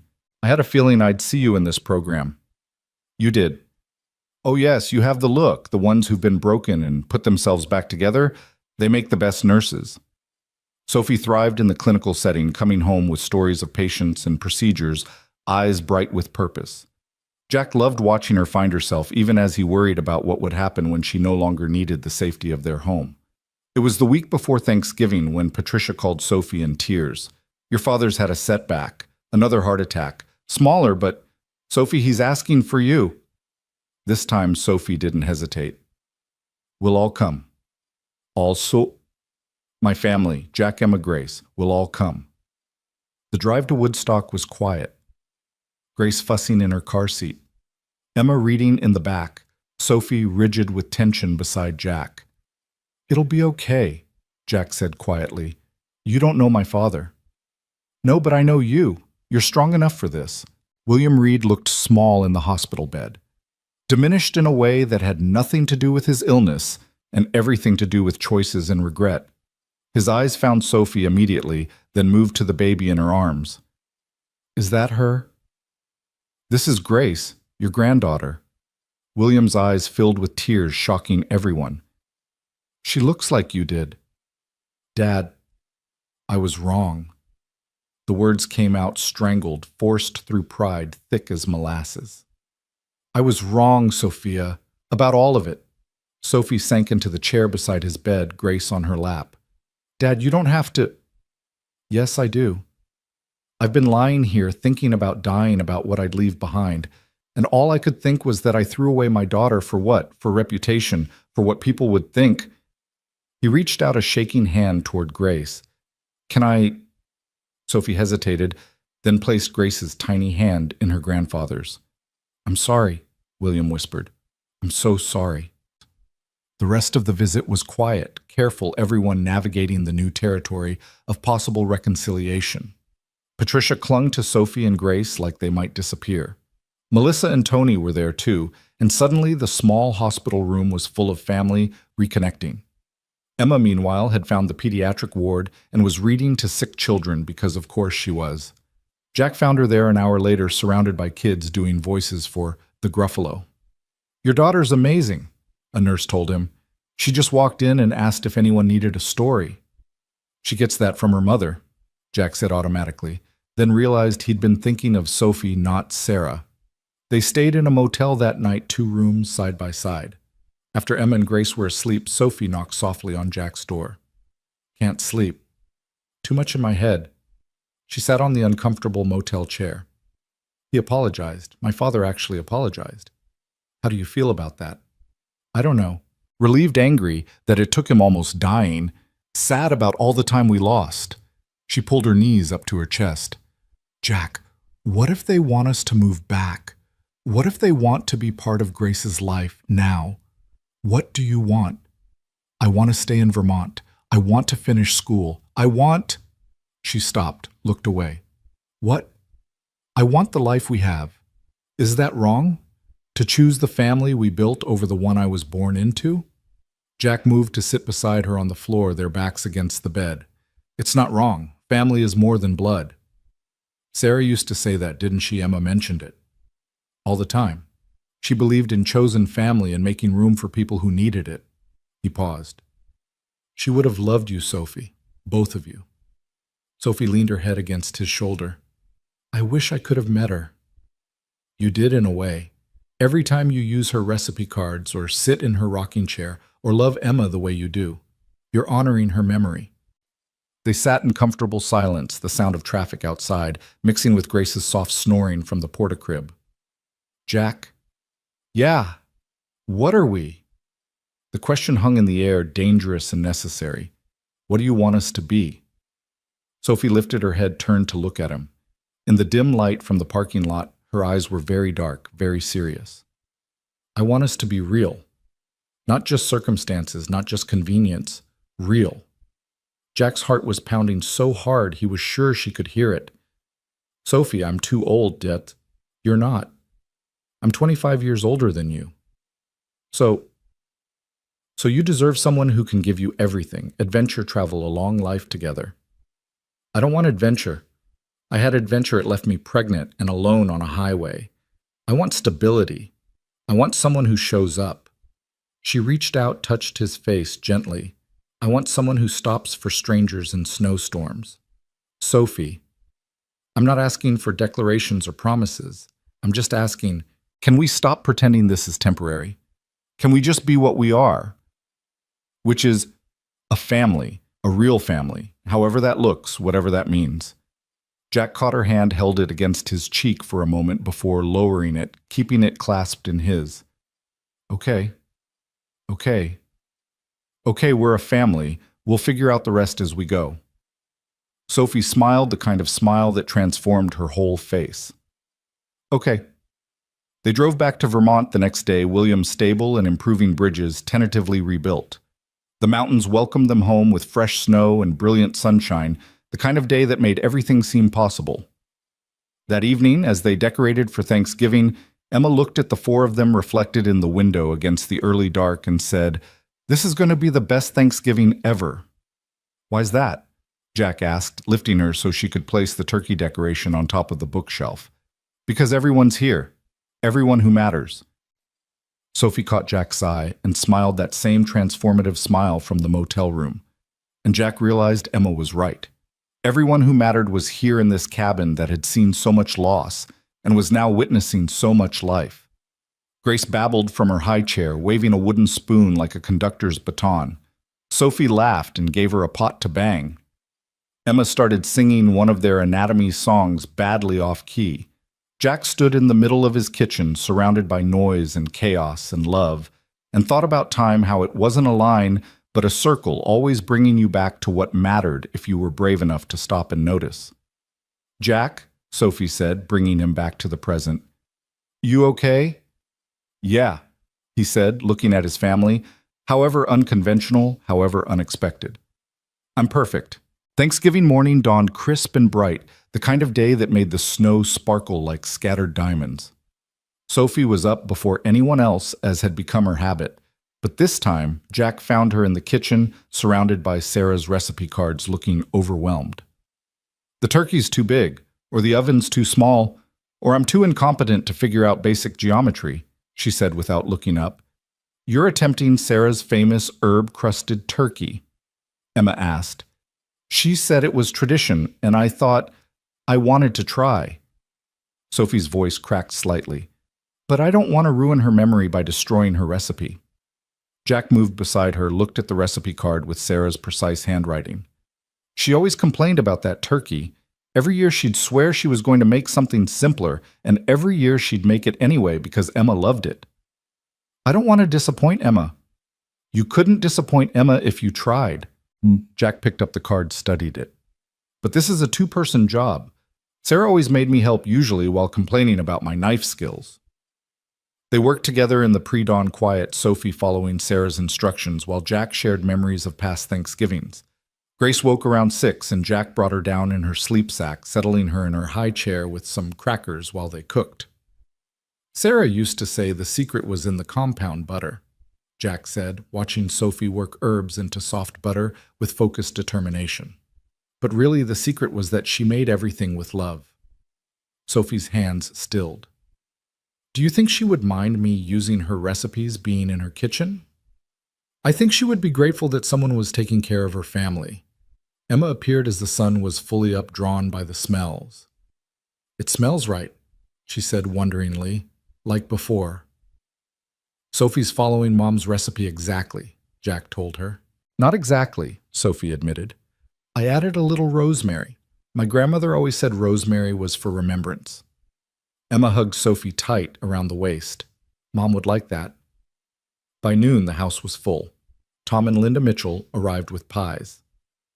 Mrs. Thompson from next door brought her famous green beans, and surprisingly, Patricia Reed appeared at the door with Melissa and Tony. "Mom," Sophie stood frozen in the doorway. "How did you?" "Your father insisted. He's doing better, and he wanted—" Patricia held out a covered dish with shaking hands. "I brought sweet potatoes, the ones you used to love." Sophie took the dish, tears in her eyes. "Come in. Please, all of you come in." The table extended with every leaf Jack could find, barely held everyone. Grace sat in her high chair between Sophie and Jack, babbling commentary that everyone pretended to understand. Emma had made place cards with everyone's names in glitter, including one that said Grandma Patricia, that made the older woman cry. "Before we eat," Jack said, standing with his water glass, I want to say something. This year, I'm thankful for unexpected gifts, for the storm that brought Sophie to us, for Grace, who reminded us all that life keeps moving forward, for family both born and chosen. He looked at Sophie. And for second chances. To second chances, Wam. Everyone echoed. And if Patricia Reed cried a little more, everyone pretended not to notice. The meal was chaotic and perfect. The turkey was slightly dry, but nobody cared. Tony and Emma got into an argument about whether stuffing or mashed potatoes were superior. Grace managed to get sweet potato in her hair ears and somehow on Jack's shoulder. Melissa told embarrassing stories about Sophie as a child that had everyone laughing. She used to bandage all her stuffed animals, Melissa said. Said she was practicing for when she became a doctor. Nurse? Sophie corrected, blushing. Same caring heart, Patricia said softly. You always wanted to help everyone. After dinner, while the others dozed in the living room watching football, Sophie and Jack cleaned up together, moving around each other with practiced ease. Thank you, Sophie said quietly, for letting my family come. They're your family. Of course they're welcome. It's complicated, though, after everything. Jack dried the plate she handed him. Most families are complicated. That's what makes them family. Patricia appeared in the doorway. Could I help? Sophie nodded, handed her mother a dish towel. They worked in careful harmony 3 generations, if you counted Grace playing with measuring cups on the floor. Patricia talked about William's recovery, his new diet restrictions, the way he'd started looking at photo albums he hadn't touched in years. He found your baby pictures, Patricia told Sophie. Spent hours going through them. He cried Sophia. Your father actually cried. People change, Jack said carefully. Sometimes crisis shows us what really matters. Patricia looked at him thoughtfully. Yes, sometimes it takes almost losing everything to realize what you had. That evening, after Patricia and her children had left with promises to visit again soon after Mrs. Thompson had extracted promises for the sweet potato recipe, after the Mitchells had insisted on leaving enough pie for a week's worth of breakfast, Jack found Sophie on the porch despite the cold Grace bundled against her chest in a carrier. Needed air? He asked, settling beside her on the swing. Needed quiet. Today was wonderful, but overwhelming. Yeah. She adjusted Grace's hat, the baby nearly asleep from the gentle swinging motion. My mother apologized. Really apologized, not just for Dad, but for herself. Said she chose being a politician's wife over being a mother. That must have been hard to hear. And hard to forgive. But I look at Grace and think, I'd forgive anyone anything if it meant she'd never doubt my love for her. They swung gently, the chains creaking in a rhythm that matched the sleeping baby's breathing. Jack, that toast you made about second chances, did you mean about us? Jack considered his words carefully. I meant about all of it. You and Grace coming here, your family finding their way back, Emma learning to be happy again, me learning that life doesn't end with loss. Sophie turned to look at him in the porch light. And us specifically. What do you want me to say, Sophie? The truth. The truth is that I'm terrified. You're so young with your whole life ahead of you. In 2 years, you'll have your degree, you'll have options, you could go anywhere, do anything. And I'm a middle-aged clockmaker with a daughter and more baggage than an airport. Sophie laughed softly. You're also the man who saved my life, who gave Grace a home before she was even born, who makes me feel safe and valued and seen. She shifted closer to him on the swing. Age is just numbers, Jack. Time. And you taught me that time isn't linear. Sophie, I'm not asking you to marry me or make any grand declarations. I'm just saying, stop pushing me away because you think it's what's best for me. Let me decide what's best for me. Before Jack could respond, Emma's voice called from inside.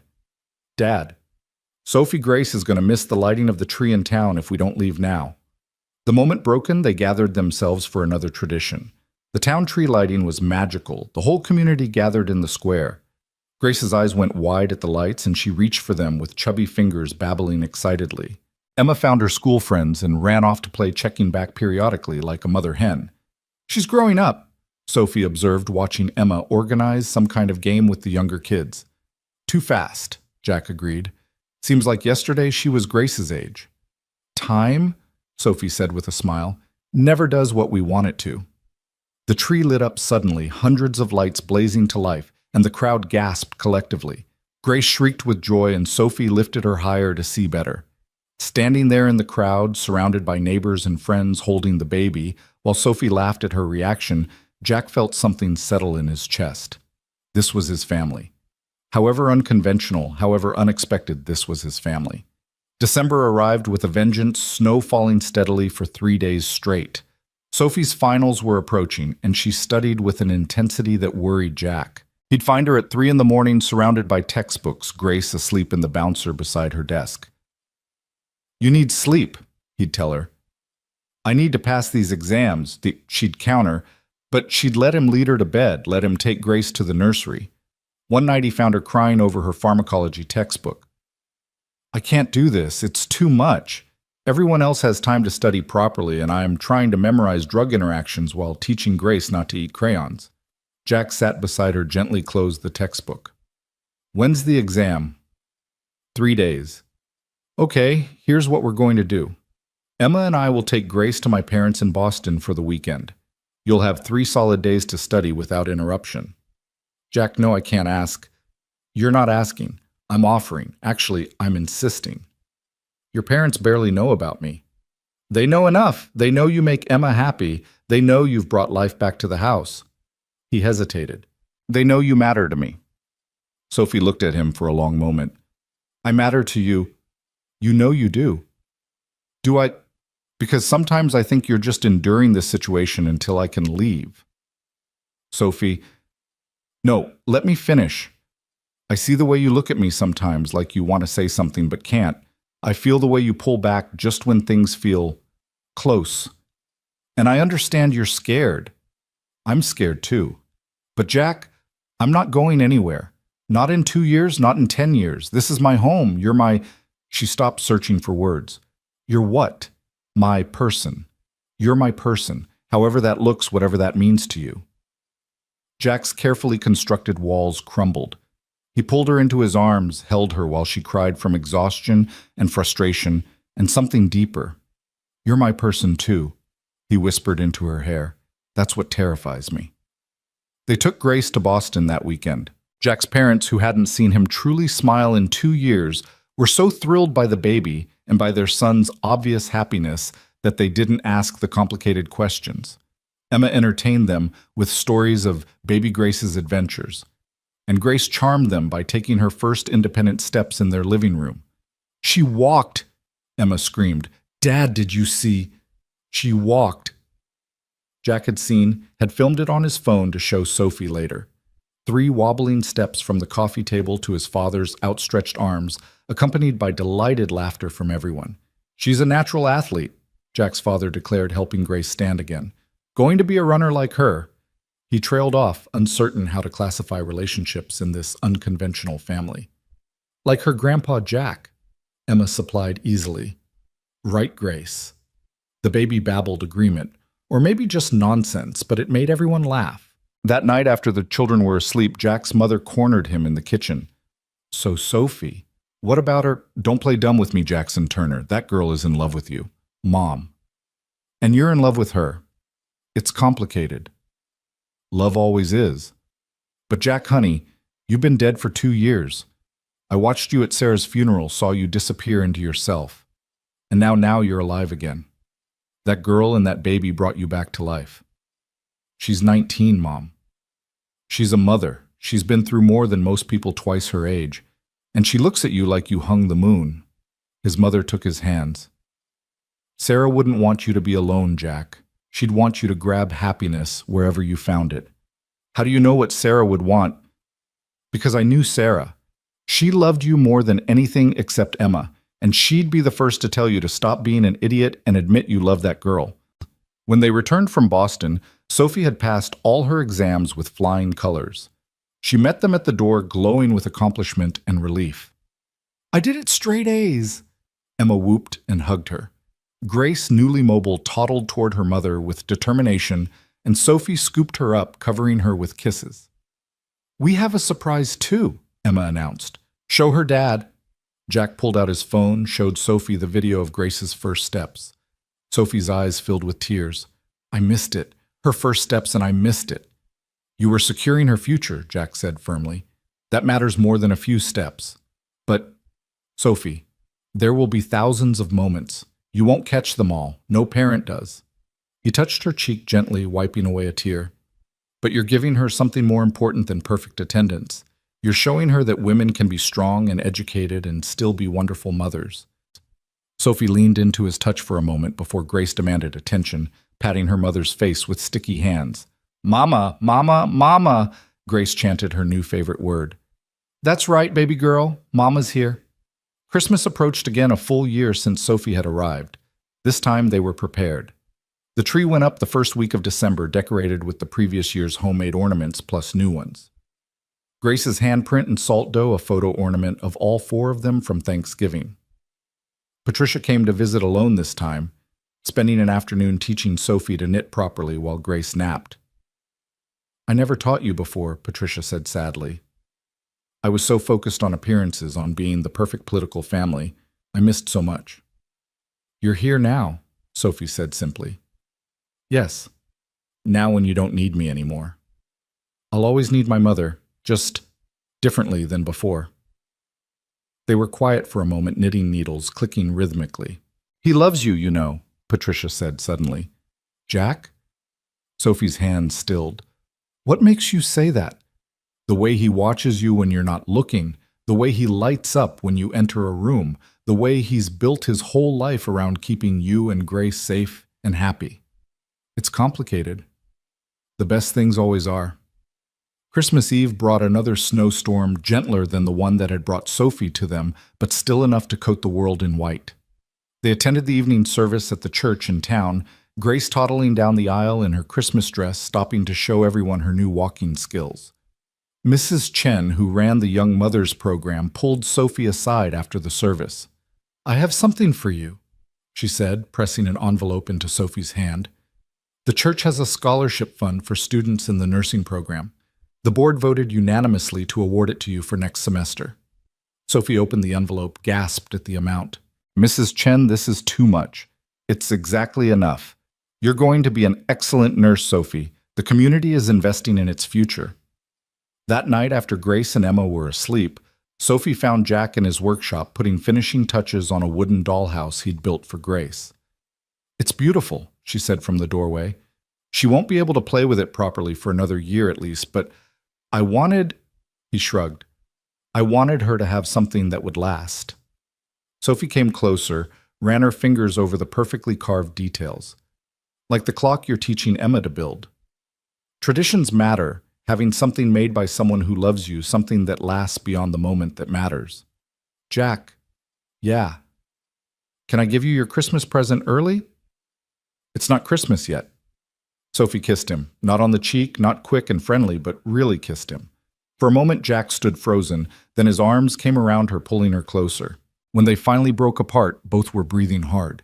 "Sophie, don't list all the reasons this is a bad idea. Don't talk about age or circumstances or what people will think. Just, did you want that? You know I did. Then that's enough for tonight. The rest we'll figure out as we go." She kissed him again, softer this time, then left him standing in his workshop, surrounded by ticking clocks and the dollhouse that would last Grace's lifetime. Christmas morning was chaos. Grace had figured out wrapping paper and was more interested in tearing it than the presents inside. Emma had made everyone quilted pot holders in her home economics class, lumpy but made with love. Sophie gave Jack a leather-bound journal for writing down all your clock stories for Emma and Grace. Jack gave Sophie a stethoscope with her initials engraved on it. "For when you're a nurse," he said. "When not if," Sophie noted with a smile. "Never if, always when." William Reed called during dinner, his voice stronger than it had been in months. "Sophia, I wanted to wish you Merry Christmas, you and your family." It was the first time he'd acknowledged Jack and Emma as Sophie's family. "Merry Christmas, Dad. Your mother showed me pictures of Grace walking. She's beautiful. She looks like you, actually. Same determined chin. William laughed, a sound Sophie hadn't heard in over a year. Poor child. Dad, would you like to visit maybe for New Year's? There was a long pause. I would like that very much. After the call, Sophie found Jack washing dishes, Emma teaching Grace to play with her new blocks. My father's coming for New Year's, she said quietly. How do you feel about that? Scared. Hopeful. Like maybe broken things can be fixed if you're patient enough. Jack dried his hands, turned to face her. Like clocks. Like families. He pulled her into his arms, and this time she didn't hesitate to wrap her arms around him to rest her head against his chest, where his heart beat steady and sure. We're really doing this, Mike? She asked against his flannel shirt. Doing what? Being together, being a family, being us, Jack finished. Yeah, Sophie. We're really doing this. Emma looked up from where she was building a tower for Grace to knock down. Finally, I thought you two were never going to figure it out. Emma, Jack said, embarrassed. What? It's been super obvious forever. Even Grace knew, right, Gracie. Grace, responding to her name, stood up and toddled over to them, arms raised to be picked up. Jack lifted her, and she immediately reached for Sophie, who took her, creating a circle with Jack's arms around them both. My girls, Jack said softly, including Emma with his eyes. Our family, Sophie corrected. The snow continued to fall outside, blanketing the world in fresh white. Inside the fire crackled, the tree lights twinkled, and four people who'd found each other through storm and chance and choice settled in for the evening, complete in a way none of them had expected, but all of them had needed. Sophie opened her notebook that night, writing another letter to Grace. Dear Grace, today marks 1 year since I found my way to this place, to these people, to the life we were meant to have. Your grandpa Jack, and yes, that's what he is, regardless of blood, gave me a stethoscope today. It's a tool for listening to heartbeats, for hearing what's happening inside. But I don't need it to know that 4 hearts beat as one in this house. We are a family little bird, unconventional, unexpected, but unbreakably together. This is our home. These are our people. This is our happily ever after, not ending, but just beginning. All my love. Mom. As the clock in the living room chimed midnight, marking the end of Christmas Day, Jack stood in the doorway of the living room watching his family. Emma had fallen asleep on the couch, Grace was dozing in Sophie's arms, and Sophie herself was humming that same lullaby from their first night. Come to bed, Sophie said softly. Not a question, but an invitation, a crossing of the last threshold. And Jack, who had stopped for a stranger in a storm exactly 1 year ago, who had opened his door and his heart to possibility, who had learned that time could circle back and give you another chance at happiness, followed her up the stairs toward their future, toward their life, toward home.